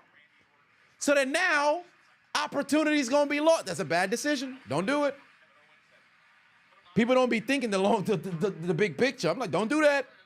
Just showcase them more. You got 3-hour shows, you got 2.5-hour show. If you can't showcase the ladies, what are we doing? You can't showcase the cruiserweights, what are you doing? You make a whole different separate show. It's too much wrestling. So I gotta watch this show, which is supposed to be the main show. Then I gotta go watch this show, and then I gotta go and watch this. Like, what are we doing? No, not reality television. I'm saying a whole other wrestling show. Like, you guys remember when they made the women's pay-per-view only for Evolution? I could have went, but then I boycotted going because they had Nikki Bella in the fucking main event instead of having it as Sasha Banks. But if you create its own wrestling show, it's a wrap, bro. It's a bad situation. Here we go, vintage Randy Orton from the middle rope.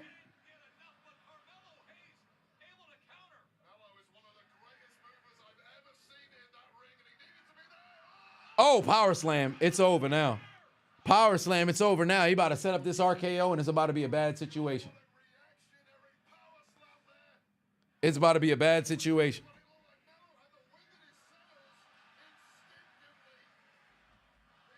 Three shows minimum. Because they got more than enough time.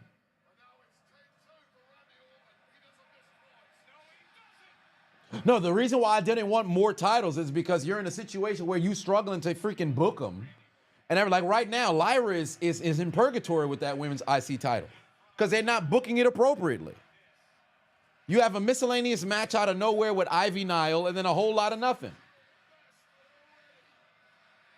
But you got 2.5 hours on Raw. You barely able to go and put together a doggone feud there.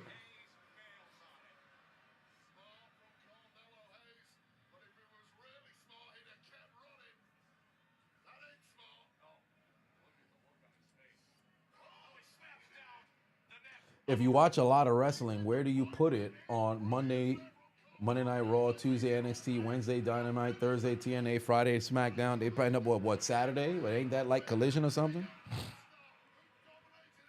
And it'll end up becoming a part where it's just overload. Oh wow, I'm shocked Randy didn't go for the RKO after Carmelo went for the damn leg drop. Oh, DDT right there from Carmelo onto Orton. Kick out Orton. Oh, wait a minute. Yo, Carmelo been cooking.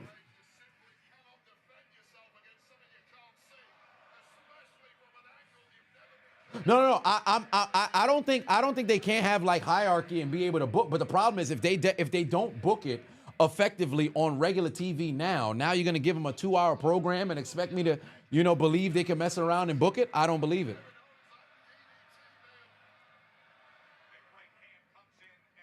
Jerry said, what am I watching? I'm watching Friday Night SmackDown. What do I think is the reason why U.S. crowds can't be like the foreign crowds? Oh, because in the U.S., motherfuckers think they too cool to cheer. Motherfuckers think they too cool to cheer. Legitimately. I've been to, at this point, well over 50 wrestling shows in total between now and 2024. Between that'd be crazy. Between now and 2014, when I went to my very first on Monday Night Raw, right? There'll be people who will be watching during the show before they cheer. Like if it's silent and you can legitimately start a cheer, like let's go Cena, just something like this. Before motherfuckers even start doing that, it'll be one of those. Let's go Cena.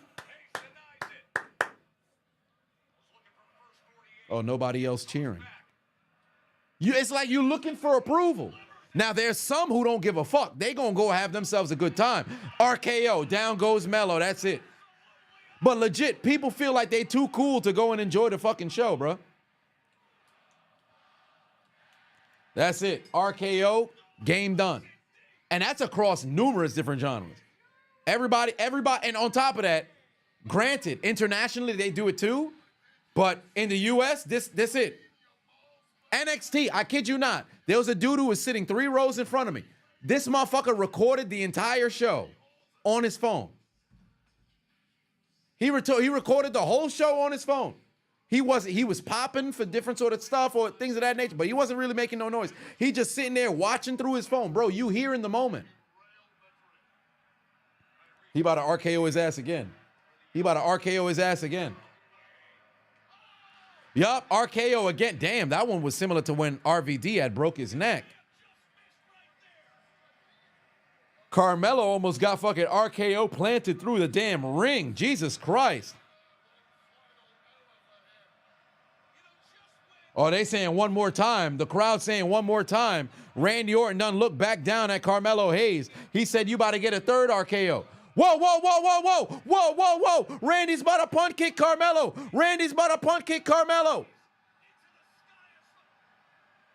Whoa, Kevin Owens. Did he just pull out Carmelo? What the fuck? Where did Kevin Owens come from? Now Randy Orton and Kevin Owens is going at it outside the ring. Orton back right off the turnbuckle, and now Kevin Owens is fleeing. Where the fuck did Kevin Owens come from? By the way, I didn't like the whole setup for the punt right here. I didn't like the setup for the punt right there. You mean to tell me Carmelo Hayes got back-to-back motherfucking RKOs and somehow he's able to push himself back up to set up for the fucking punt? I don't like that. They should have had the referee trying to help and then Randy go back up. So naturally, it's the ref trying to hold him up. If you got Carmelo picking himself up, it's like, how did you, get down for the 3 count? But that's neither here nor there. Young Hefe said they got to stop hoeing Melo just because he's young. Legit better than half the men's roster, especially on SmackDown. Wait a minute. Solo talking to Jacob, talking about take him out. Y'all lost the match, bro. Y'all can't be back there talking shit.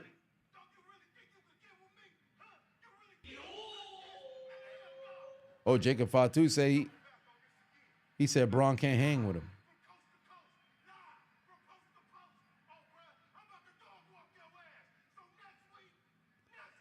Oh, wait a minute. Next week.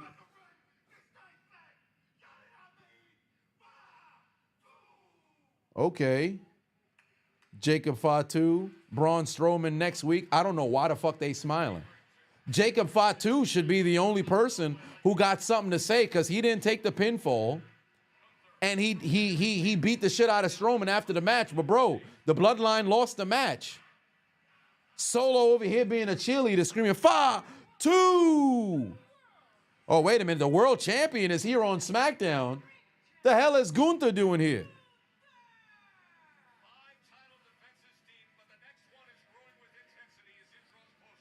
The hell is Gunther doing here? The ring general is in the building, ladies and gentlemen. Gunther is in the building, ladies and gentlemen. Oh, my. AJ said, you think it's because U.S. crowds are too used to getting WWE shows opposed to foreigners not getting many? That definitely plays a role as well, and I think there's a whole lot to consume out here. However, in the same vein, although we're used to getting WWE shows, or wrestling shows for that matter, we here in the States are just as diehard as them overseas, no matter where it may be. Because whether it was Puerto Rico, whether it was France, whether it was Scotland, whether it was Canada, whether it was Australia, or even today in Spain, all of those crowds, well, maybe not so much Canada and Toronto. They were kind of weak. But all of those crowds, for the most part, they on fire. That don't mean we can't be on fire. Like the crowd on Monday in MSG, we was loud. Not as loud as the international audience, but compared to other cities, bro, we was on fucking fire. We was on fire. So what's to stop us from doing that week in, week out across the country? People got to stop thinking they too cool to go out there and cheer and have a good time. That's what it ultimately comes down to. Motherfuckers in the States just think they too cool to go and cheer, bro. Like, legitimately, I kid you not. 10 years ago, when SummerSlam came to Brooklyn for that 4-year run, at the end of each of those weekends, I had no voice. The first SummerSlam, I was dumb as hell. It was back when I think SmackDown was on Tuesday at the time. My dumb ass, we went to an indie show on, I believe it was, the indie show was on Saturday. Then we went to do karaoke like some dumbasses. SummerSlam on Sunday, lost our voice. By the time Monday came around, there was nothing left. Tuesday, SmackDown Live, we sounded like career smokers, bro. Yeah, let's go. Whoa, let's go. Motherfuckers could not breathe, bro. I said breathe. Couldn't speak, I should say. Whoa, what the hell was that? Miscellaneous smoke. What's going on here? What's that for about? What was that miscellaneous for with some smoke about? What was that about? Hold on. But now the ring general in the ring, ladies and gentlemen.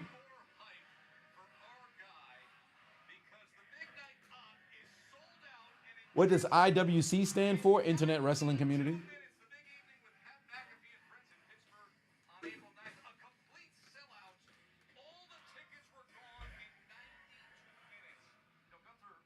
Oh, 4 is for Ray Phoenix? Well, there it is.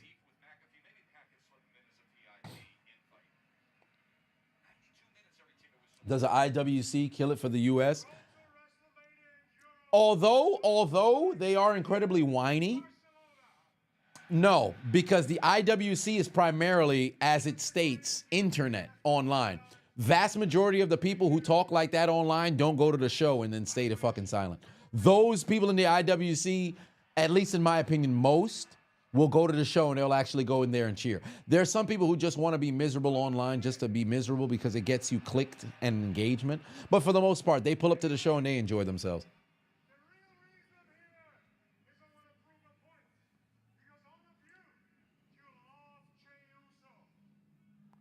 All right, here we go. Gunther talking his shit right now. Oh, they're starting to yeet.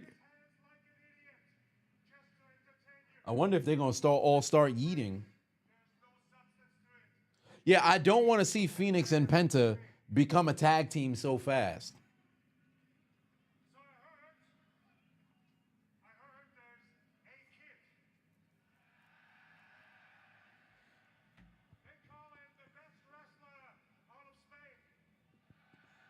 Oh, wait a minute. Hold on. He's taking on enhancement talent?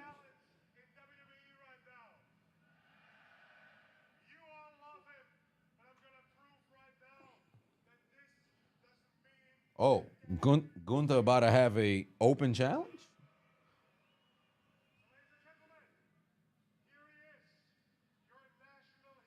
National hero.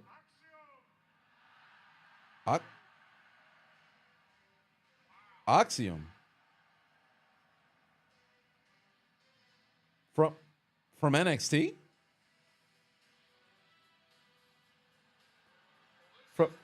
Ain't that one half of the NXT Tag Team Champions? Axiom. What the hell? That was random as hell.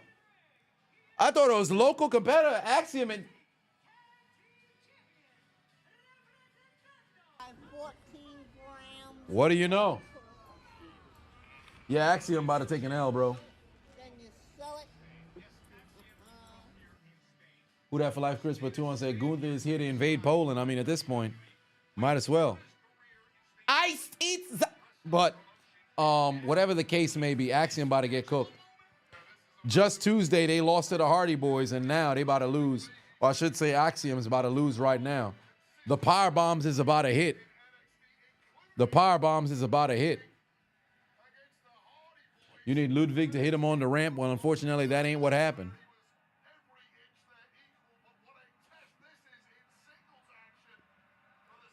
Gunther taking on Axiom.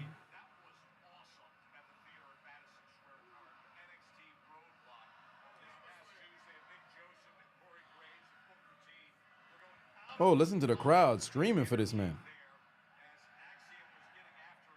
Ray versus Penta rivalry. Who's the heel? If they have it as face versus face, I wouldn't be upset about that.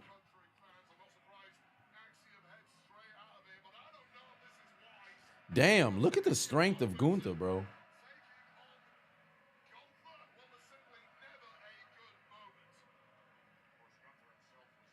Next LWO member. I would hope they no longer have any LWO.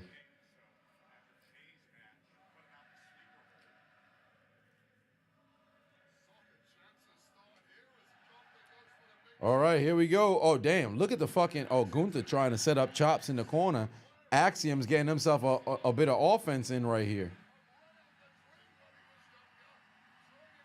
Alex said you were sad that you didn't bump into me at either of the 2 shows. Would have loved to take a picture. Oh, yeah, that would have been cool, man. That would have been cool. I ran into a few, well, like 10, 11. Maybe like 10, 11, some subscribers. So that was pretty cool.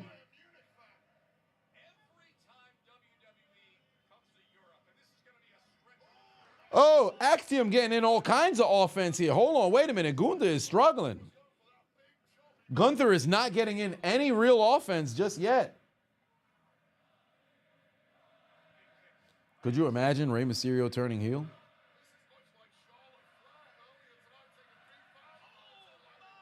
Oh, Jesus. Well, that's all she wrote. That's all she wrote. Golly, Axiom just got taken down. Looks like we going to a commercial break. God damn. Homie just got fucking rocked. Homie just got fucking rocked. Big chop to the stomach.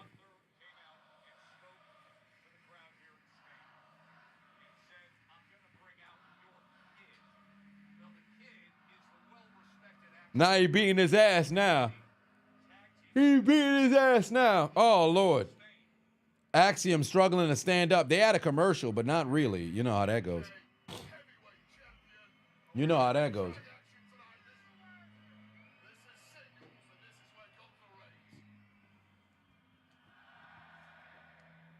Tariq said, is it you or today's episode has been for the most part a snooze. None of the matches themselves had any sort of story. They were dull as heck. It's just the crowd been on fire, but then the problem is SmackDown is 3 hours now. So it feels like it gets to a point where it's like, yo, this is kind of dragging along. What are my WrestleMania predictions so far? Well, for one, Jey Uso beats Gunther. Cena, well, Cody retains. Jey wins. Bianca wins. Tiffany retains. Braun Breaker retains.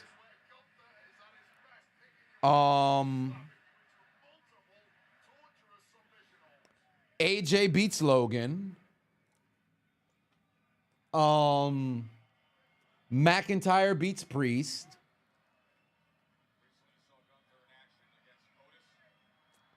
To be honest with you, I don't see any of the tag team championships being defended. At least from this stage.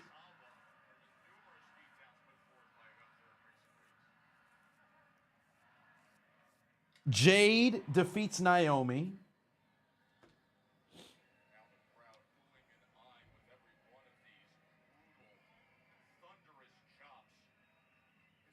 Yeah. And then Punk, Roman Rollins, to be honest with you, I think Punk wins. And I think that's it.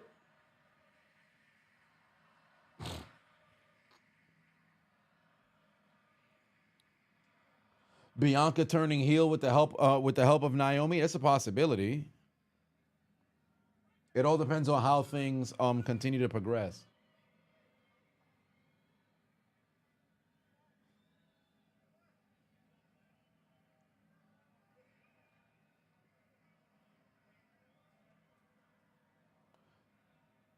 Shiori said, sorry, but Cena losing at Mania as a heel would make no sense unless Cena beats Cody at Backlash. No, that's the thing.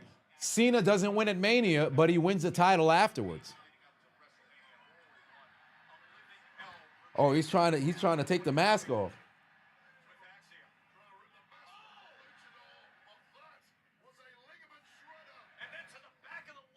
Cup is going to Dallas? Well, what do you know?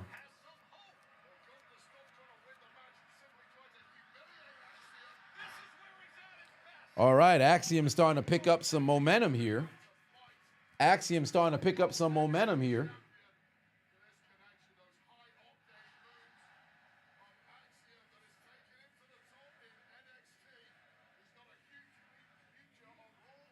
Bianca winning, you standing on that? I too predict that's what's going to end up happening. Look at the offense from Axiom right now. Got Gunther on a knee. Oh, Jesus. Yo, the slaps to the chest from Gunther always make hella noise, bruh. Always make hella noise. Oh, here comes the offense from Gunther again. He about to slam the fuck out of son. 14 grams of Whoa, he's got the pin cover. Oh, he kicked out. I was about to say, wouldn't that have been crazy? Axiom get the W right here. Oh, drop kick out of nowhere. Jesus Christ, he just flipped Axiom in half. Oh my God. Powerbomb. Powerbomb him again. Oh wow, Gunther only did one power. Axiom kicked out.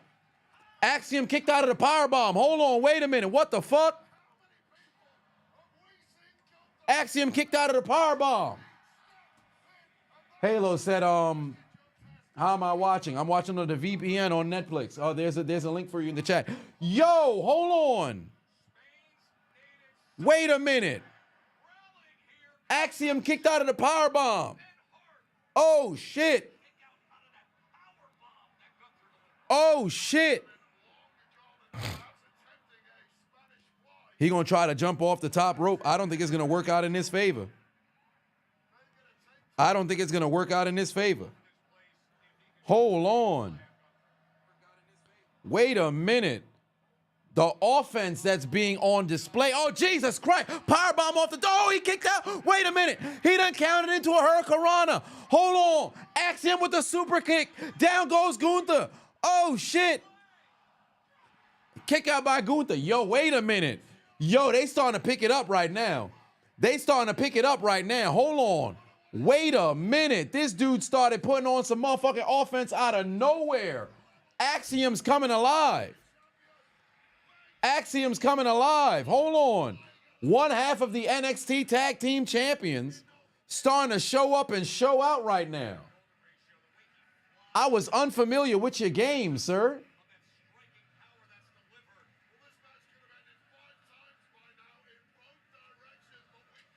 Hold on. They putting on a clinic right now. Shit, they must have heard you say it was a snooze fest of a SmackDown. We ain't got no matches that got substance, and now these two decided to come out here and cook. Oh!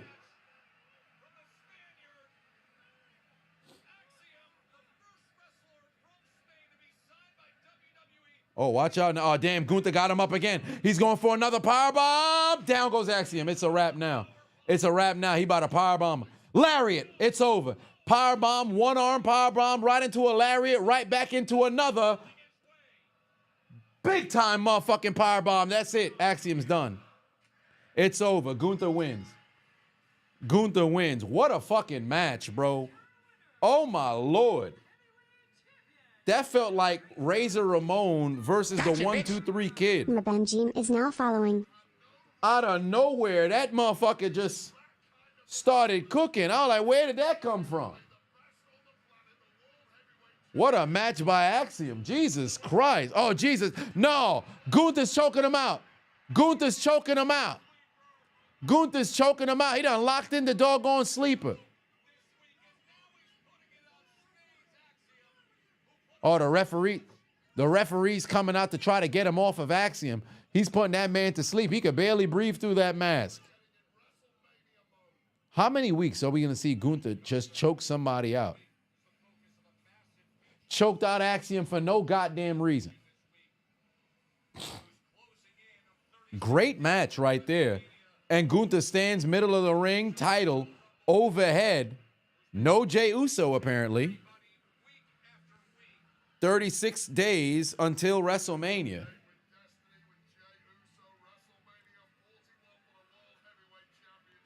Yeah, son got choked the fuck out. All right. Yeah, this has been a quality episode of SmackDown for all intents and purposes. Do I think if Wes Lee went to the main roster, it would be the same as Ricochet? It's a limited amount of things you can do with these folks in matches, per se. Oh, I guess we're... Paul Heyman's going to join us live following the commercial break. Paul Heyman's going to join us live following the commercial break. And for those of you guys who are curious how I'm watching, VPN, Netflix, because remember, it's a European tour for SmackDown. So since they're watching, or I should say broadcasting live in Europe, we're on different time zones. So the show is airing in real time right now, and I refuse to allow spoilers to derail my enjoyment of the show. So I got a VPN enabled, so I'm watching on Netflix right now in real time. But there is a link inside of the chat so you guys can too go and give it a watch as well. Let me run to the bathroom real quick. I will be right back. Oh, Lord.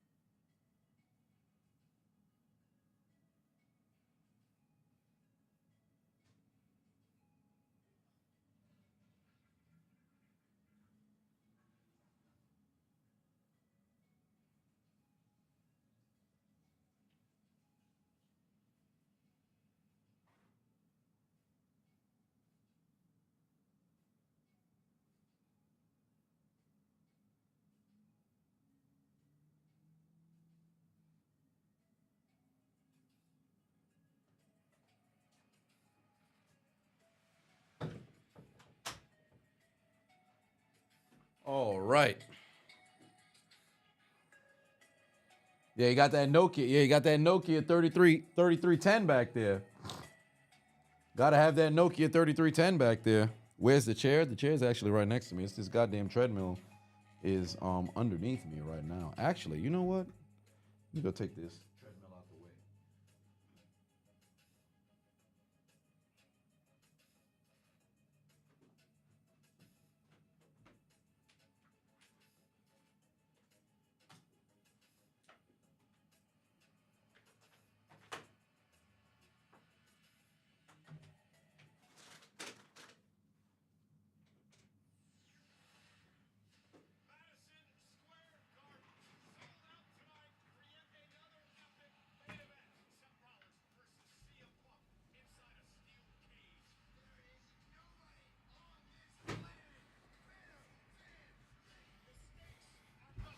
Okay.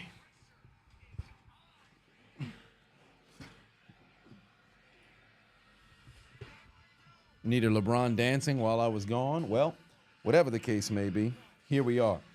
So, Friday Night SmackDown has been nice thus far. Cannot complain.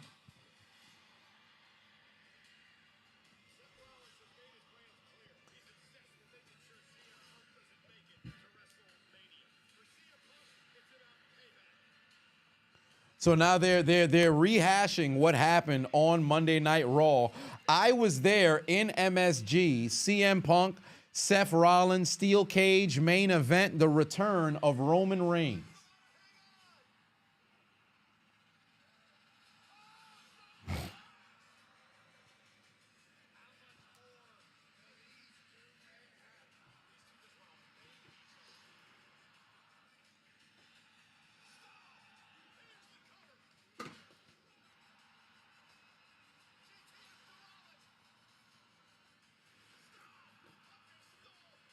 Yeah, they're just rehashing everything that done transpired.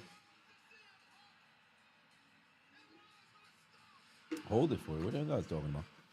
But whatever the case may be, how do y'all feel about Roman Reigns coming back? I'm glad that they have him come back, but I think it was very cheap how they had pretty much Punk get speared because Reigns' ego wouldn't allow him to see Paul Heyman comforting a friend. I think that was some hoe shit. Granted, we're aware of Roman Reigns' ego, running rampant per se, but I think that wasn't anything that warranted him going and spearing Punk. He's going to have to explain his actions. Because he in the midst of getting ready to eliminate Rollins and then looking at Punk being consoled by Paul Heyman was enough to freaking make him want to go and crash out. Doesn't make sense. He's my wise man. Oh,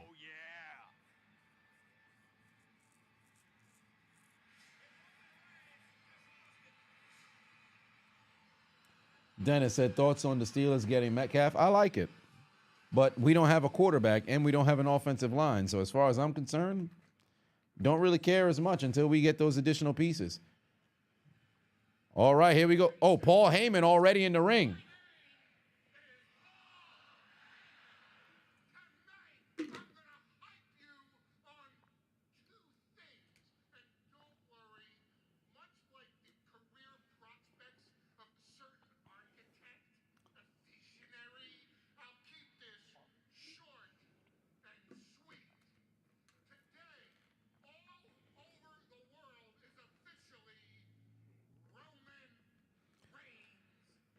Oh, hold on. Wait a minute. He said today it's officially Roman Reigns Day around the globe. Okay.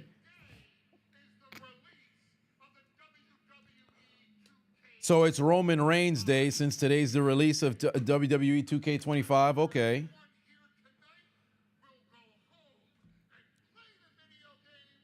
Oh, I thought Son was about to say everybody here tonight's going to leave with a free copy of WWE 2025. Wouldn't that be crazy?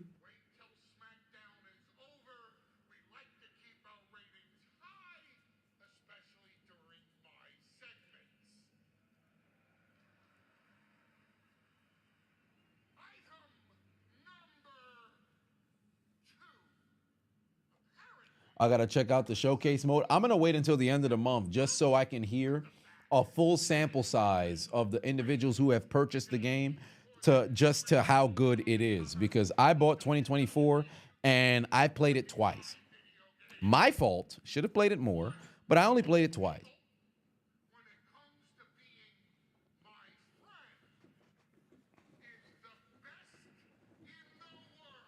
All right. Here we go. Best in the world, CM Punk, Roman Reigns, and both of them now having beef. And you know, Paul Heyman is best friends with CM Punk, but he's also the wise man to Roman Reigns.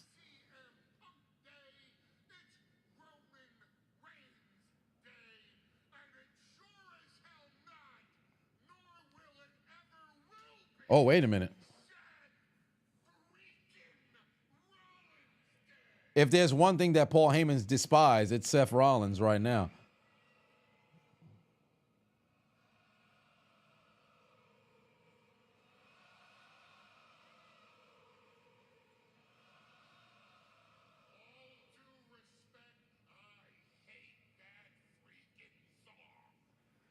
Oh, wow. Paul Heyman saying he absolutely hates and abhors that Seth Rollins song, and he's not wrong.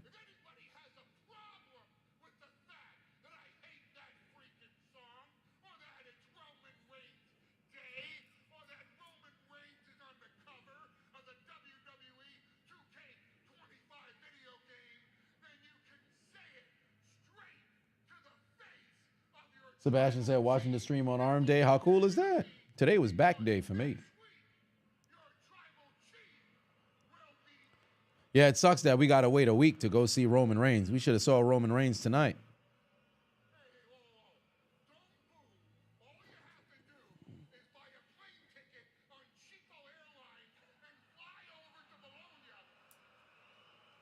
Oh, wow. Paul Heyman said, don't boo because he's not in Barcelona when you could book a damn flight to go over there.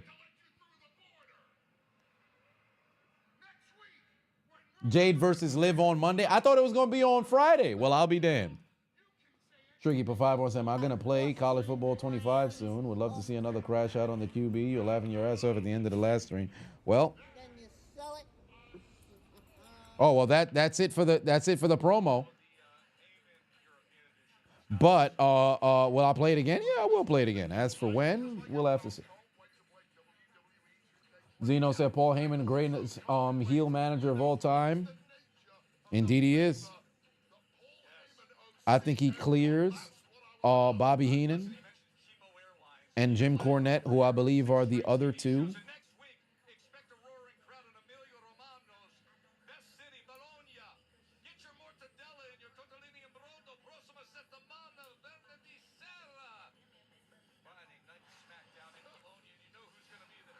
Oh, yep. Roman Reigns returns to SmackDown next week in Italy. Tariq said, let's be honest, you'd rather watch Paul Heyman live today than Roman next week. Well, it all depends on the segment, I guess. Oh, no, it's not on Raw. It's on SmackDown. Jade Cargill, Liv Morgan, next Friday on SmackDown. What the hell? Zelina Vega taking on Piper Niven next week as well.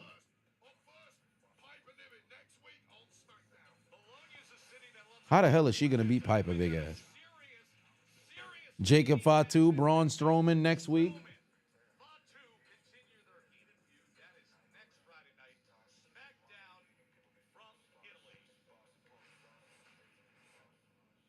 All right, it's main event time. Main event time. Main event time. Here come the Street Profits. Here come the Street Profits. Oh, what the fuck? Oh, boy. Los Garza weak ass pulling up on son.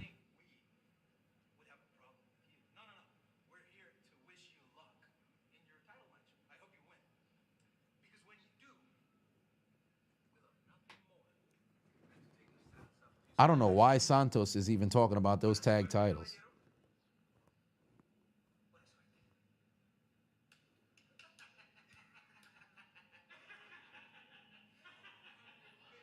Get Los Garza bitch ass the hell up out of here.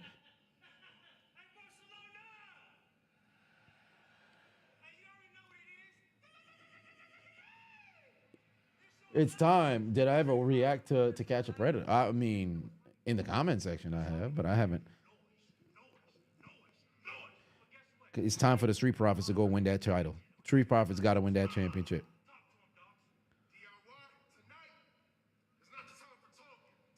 They got to win that title tonight. They got to win it tonight.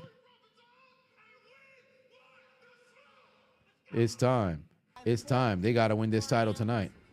They got to win this title tonight. Street Profits got to win it.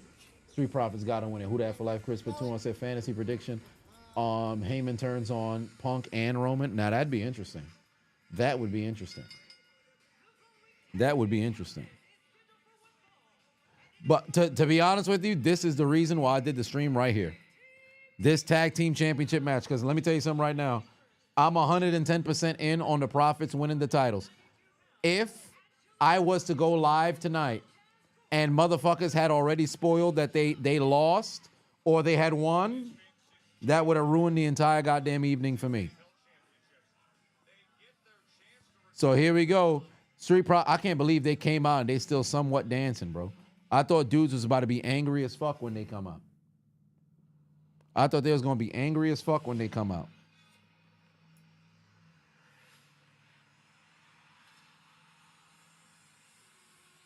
But all right, here we go. Tariq said, you love how their catchphrase, we want the smoke, has so much more attitude to it right now. It's a good heel turn so far, waiting for it to become boring within a few weeks. I don't even know if it's considered a heel turn. Doesn't even seem as if it's a heel turn. They just angry and they want their due. No B-Fab, she already lost earlier and they're not together no more. They separated B-Fab. B-Fab's actually active talent in ring now, in matches, taking L's, might I add. B-Fab has never had a W in her wrestling career, or WWE career, that is, rather. They need new music? Yeah.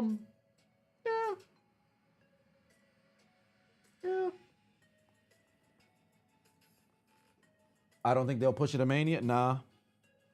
Because the tag division doesn't have as much interest to where if they go on Mania, I think they've earned the right to be there, to be honest with you.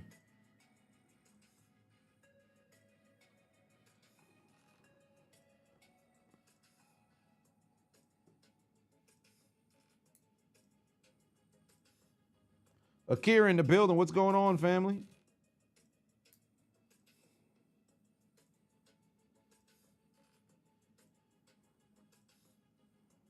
It's time now. Montez looking like a pimp with the damn fur coat on. You thought the Profits will win. You feel like WWE will do a multi-tag team match for the titles at Mania, even though SmackDown is loaded than Raw. But the thing is, even if they win the championship, that don't mean they can't defend it at Mania. They could go into Mania walking in as champion. If they make the Women's World Championship as a triple threat, who do I think is going to win? Still Bianca. Call said, I'm still live. Yes, I am, because the show is still going on.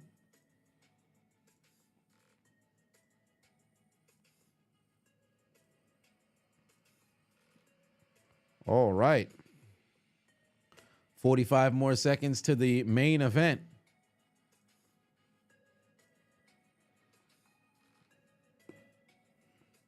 Tag Team Championship match. DIY defending their championship against the Street Profits. This is going to be a match right here. I'm looking forward to it. Yeah, the 3-hour show. I'm not a big fan of the 3-hour SmackDown. I don't know when they're going back down to 2. But I think somebody had mentioned May at the top of the year, so we shall see. But whatever the case may be, they need to go down to this 2-hour. They need to go down to a 2-hour. The first SmackDown from Barcelona has completely over-delivered for this roaring crowd. Earlier tonight, we saw Charlotte Flair with a victory, but then an all-out brawl with Tiffany Stratton. As the night continued on, Randy Orton with a win over Carmelo Hayes. Okay. Here we go. Here we go. Tag Team Championship match. Tag Team Championship match. Oh, they got Jimmy backstage here. Gunther pulled up on Jimmy Uso.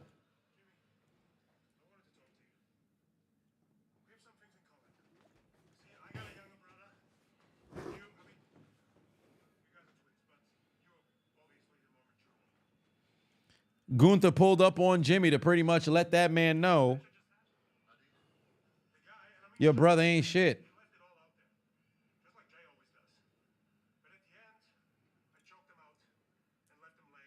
They never advertised it an earlier time. No, it's in the States. It's gonna show up at the same time. The thing is that they're in Europe, so it's 5 hours earlier. So although it's gonna be broadcasted at 8 in the States, it's not going to be live. It's gonna be pretty much already pre-taped. So I'm watching in real time over there. So that's what it is, A. Solomon.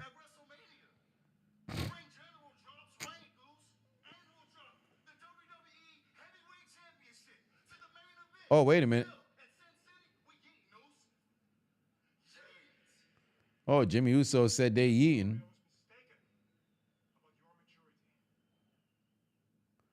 I guess Gunther pulled up on Jimmy to pretty much say, hey, admit that your brother's going to lose. I wonder if Gunther's going to pull up and start beating up Jimmy and shit.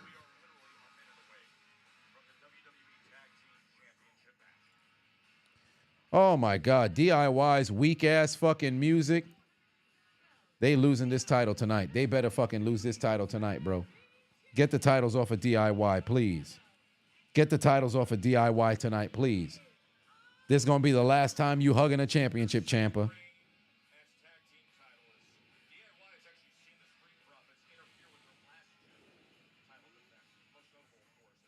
I need to see the Street Profits win this championship. I need to see the Street Profits win this championship. It's time. They got to take these titles back. They got to take these titles back.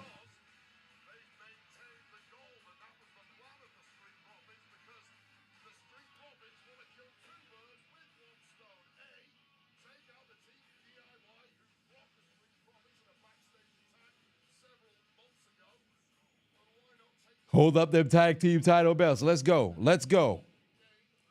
Let's go. Fucking cook these motherfuckers.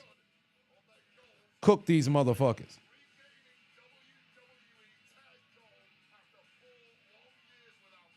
Cook these motherfuckers.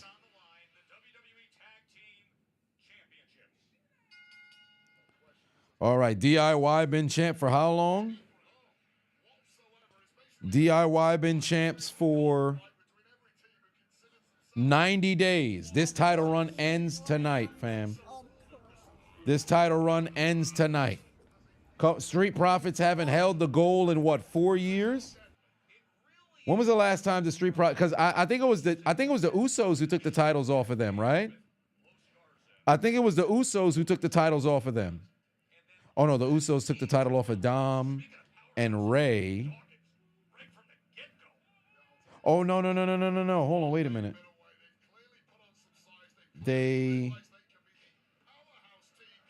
Yeah, I think this was what, 2021? So it might have been 4 years. 2021 or 2022. All I know is the Street Profits haven't been champions in forever. It's time. Who that for life, Chris? But 2 on it said Heyman turn on Reigns and Punk for Seth, Shield style. That'd be wild.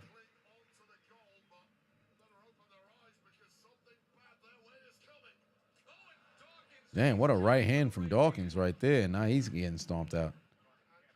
In the main event of tonight's episode of Friday Night SmackDown, Ciampa stomping out Angelo Dawkins. I'm watching on Netflix. All right, here we go. Damn.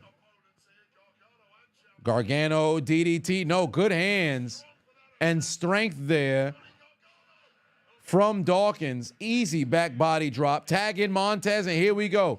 We got a flying Negro. Montez Ford with a goddamn frog splash. Cross body. Takes down Gargano. Big time lariat. Down goes Gargano. Oh, and they got Pretty Zesty watching in the back. They're the #1 contenders for whoever wins this match. Montez Ford with the fucking energy.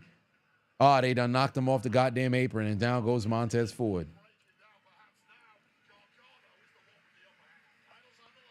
SmackDown belts off of Ray and Dominic. Raw belts off of Randy and Riddle. Ah, well, there it is.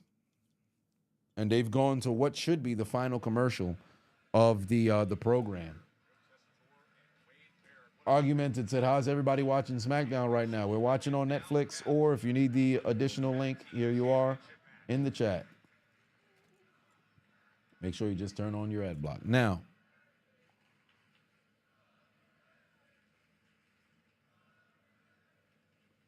DIY Street Profits WWE Tag Team Championship match in the ring. It's Tommaso Ciampa in there with Montez Ford. Suplex stretched over the top rope, and then a running knee to the outside, and down goes Montez Ford. Oh, they're calling Ciampa an asshole right now.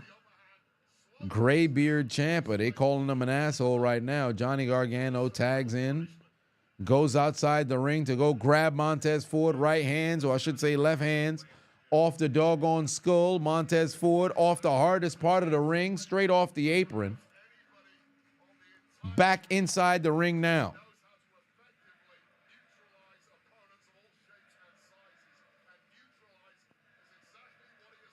Oh, wow. Johnny Gargano giving cross chops or invitations to the groin to Dawkins in the corner, and now they jumping Montez Ford. Referee got a damn back turned and shit.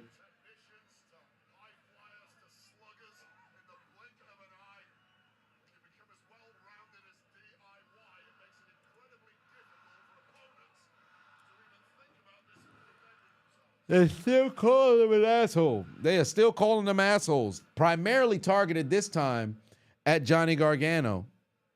Big chop to the tattoo of Montez Ford.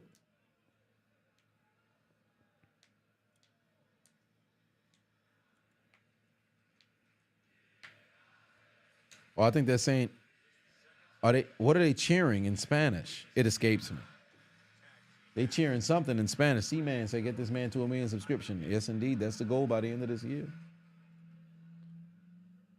And now we about to have a flying dog. Oh, wait a minute. Nope. No flying forward because Gargano gets involved again. And now Tommaso Ciampa looks like he's trying. Oh, Jesus Christ. Ford better counter. Ford better counter. Ford better counter. Ford better counter. Because there's a white noise off the second rope. Dropped his ass.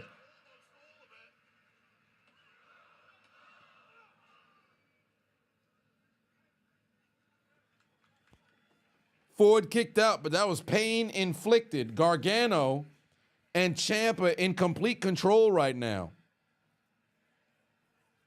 Gargano and Ciampa in complete control right now. Dusty, you got to have a VPN or international kind of connection there for your Netflix. It's not just going to show up regularly. For those in the States, we got to watch it at 8 o'clock. But if you have like a VPN or something of that nature, you'll be able to see it later on. Wow. Montez struggling so hard to stand up. He can't even keep his feet when Ciampa is looking to set up some form of tiger suplex. Oh, wait a minute. Montez Ford countering. He's got Ciampa in the air.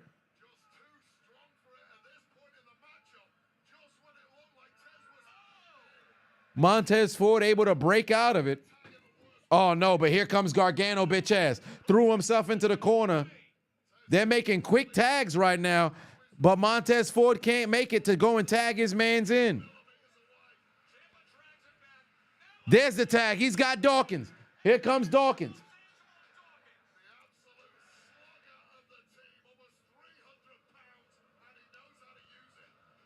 Angelo Dawkins with the agile athleticism takes down Ciampa, slams down Gargano. Oh, what the fuck? Dawkins just did a sweet discus motherfucking stinger splash and then a kick to goddamn Ciampa's jaw. Big time suplex and a kick out from Ciampa. Where the hell did that come from? Where did that come from?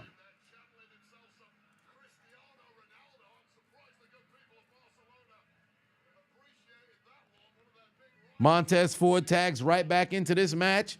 Tommaso Ciampa with a forearm over to Montez Ford, trying to fight off two men, but unfortunately he got caught with a double team back suplex.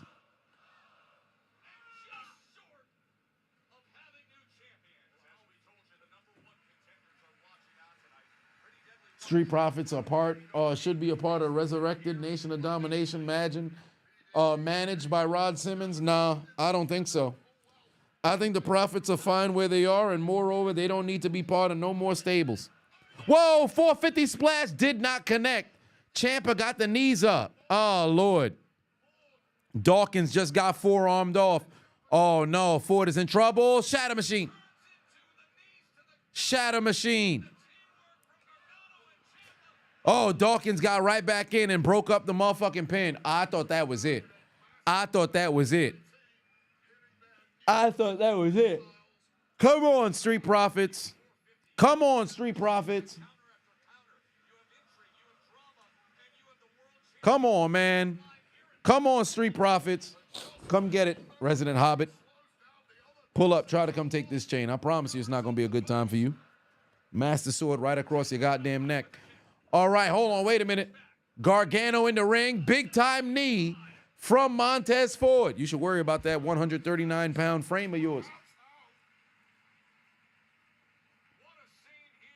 All right, we got ourselves some offense right now. Street Profits coming back alive. Dawkins stalking Tommaso Ciampa from outside the ring. And a huge pounce knocks Ciampa over the barricade. Flying Gargano to the outside, takes down Dawkins. Gargano sends Dawkins back in the ring. Counter by Dawkins. Neck breaker on Gargano. He sent him up for that electric chair. The Street Profits are in position. Keep in mind, Ciampa is outside over the barricade right now. It's just Gargano. Oh, what the fuck? Where the hell did Ciampa come from? He done threw Montez Ford. Ford able to counter. Super kick to Gargano. Super kick back over to Ciampa. Where the fuck did Ciampa come from? Flying Montez Ford over the top rope. He's flying back into the ring. Hold on. Montez Ford with the offense. Flies outside the ring. Flies right back in. Blockbuster off the shoulders of Dawkins. And there's the three. No, it's not. It's a fucking kick out from motherfucking Ciampa because this bitch ass jumped in and stopped the cover, forcing Gargano's break. Oh, you motherfucker. You motherfucker. God damn it. God damn it. Out goes Ciampa again, but they gotta damn near kill him. There's no way they're gonna mess around and win this match unless they put these boys to sleep. They already hit their motherfucking finish. That just signifies that the Profits might lose. Oh my God, Ciampa with a fucking knee out of nowhere. Montez Ford is in trouble. Oh, no, no, no, no, no. Dawkins trying to kick down Ciampa, but Ciampa's in clear position. Oh, my God. Dawkins went for the swanton and missed. No, no, no, no, no, no, no, no. No, no, no, no, no. Big knee on Dawkins. No. They're going to meet in the middle. No. No. No. Oh. No, kick out Dawkins, kick out Dawkins, kick out Dawkins. He kicked out, he kicked out, he kicked out, he kicked out. Dawkins kicked out, Dawkins kicked out. The match continues. Come on, bro. Come on, bro. Come on, bro. We're not losing like that. Come on, bro. We're not losing like that. Oh, my God. Gargano and Ciampa setting up that goddamn meet in the middle attack. Oh, oh, Gargano super kicked on Ciampa. Gargano super kicked Ciampa. Spine buster onto Gargano. Montez is going up. He's going to the heavens. Frog splash, frog splash, frog splash. Come on, Dawkins. Come on.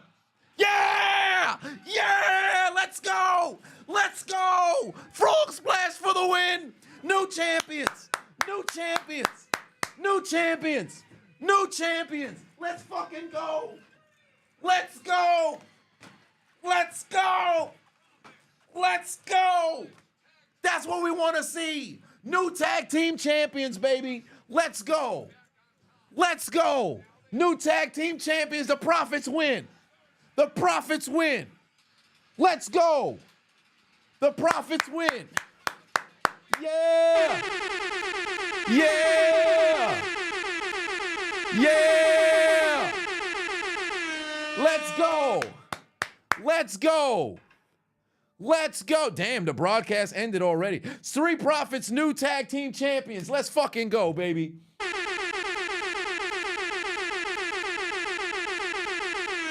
Let's go. Oh, I'm hyped. Fuck it. I'm gonna swing the belt again. I'm gonna swing the belt again. We're gonna swing the belt again. Let's fucking go. Let's fucking go. Ah! Let's go, baby. New tag team champions. Let's go. Street Profits win. Street Profits win. Street Profits win. New tag team champions. That's what we want to see. That's what we want to see. I told you, that's why we went live. Street Profits winning the goddamn title. Fuck the rest of SmackDown. It was good SmackDown. It was all right. Let me not go as far and say good. But the Street Profits win the tag team championships. Let's fucking go. That's what we wanted to see, bro. I was concerned. When they hit that motherfucking double team blockbuster off the top rope, off the shoulder of Dawkins, I said, oh, Jesus, I think they might have just lost this doggone match. But thank the Lord they was able to go and get this victory, fam. Street Profits, new tag team champions. That's what we wanted to see. That's what we wanted to see. Tez and Dawk back on top. First time in what, 3 years? 4 years, whatever the case just so happened to be, Street Profits is up, and they wanted the smoke. They walked through the smoke, and they got the motherfucking dub, and they are now tag team champions again. That's what we wanted to see, baby. Let's fucking go. Let's fucking go. Street Profits with the motherfucking W. Let's fucking go. Let's fucking go. That's what we wanted to see. W SmackDown. W SmackDown. And I can tell you something right now. This is exactly why I went live. Because if somebody spoiled this motherfucking shit before 8 o'clock, I'd have been angry than a motherfucker. I can tell you that right now. I'd have been angry than a motherfucker. I can tell you that right now. But luckily, that is not the case because we watched in real time the Street Profits walk away with the W and become your new WWE Tag Team Champions. And although waiting in the ranks is pretty zesty, it doesn't change the fact that the Street Profits is back on top. Let's fucking go. Let's fucking go. Big W for the Street Profits. Big W for the Street Profits. Big W for the motherfucking Street Profits, bro. Let's go. I knew they had what it took to get the job done, and now we see them as brand new tag team champions, bro. Can't nobody tell me shit. Can't nobody tell me shit. This is exactly what the hell I wanted to see. That's exactly what we predicted was going to happen, and they got the motherfucking W. Can't nobody tell me shit. Street Profits with the motherfucking W. Street Profits with the motherfucking W. Let's go.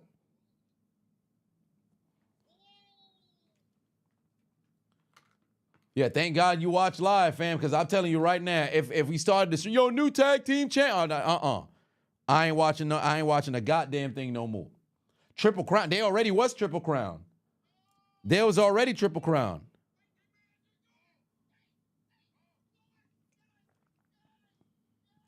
That's what we wanted to see.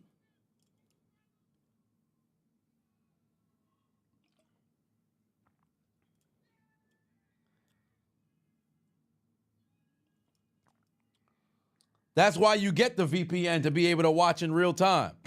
Them boys go out there and get the W.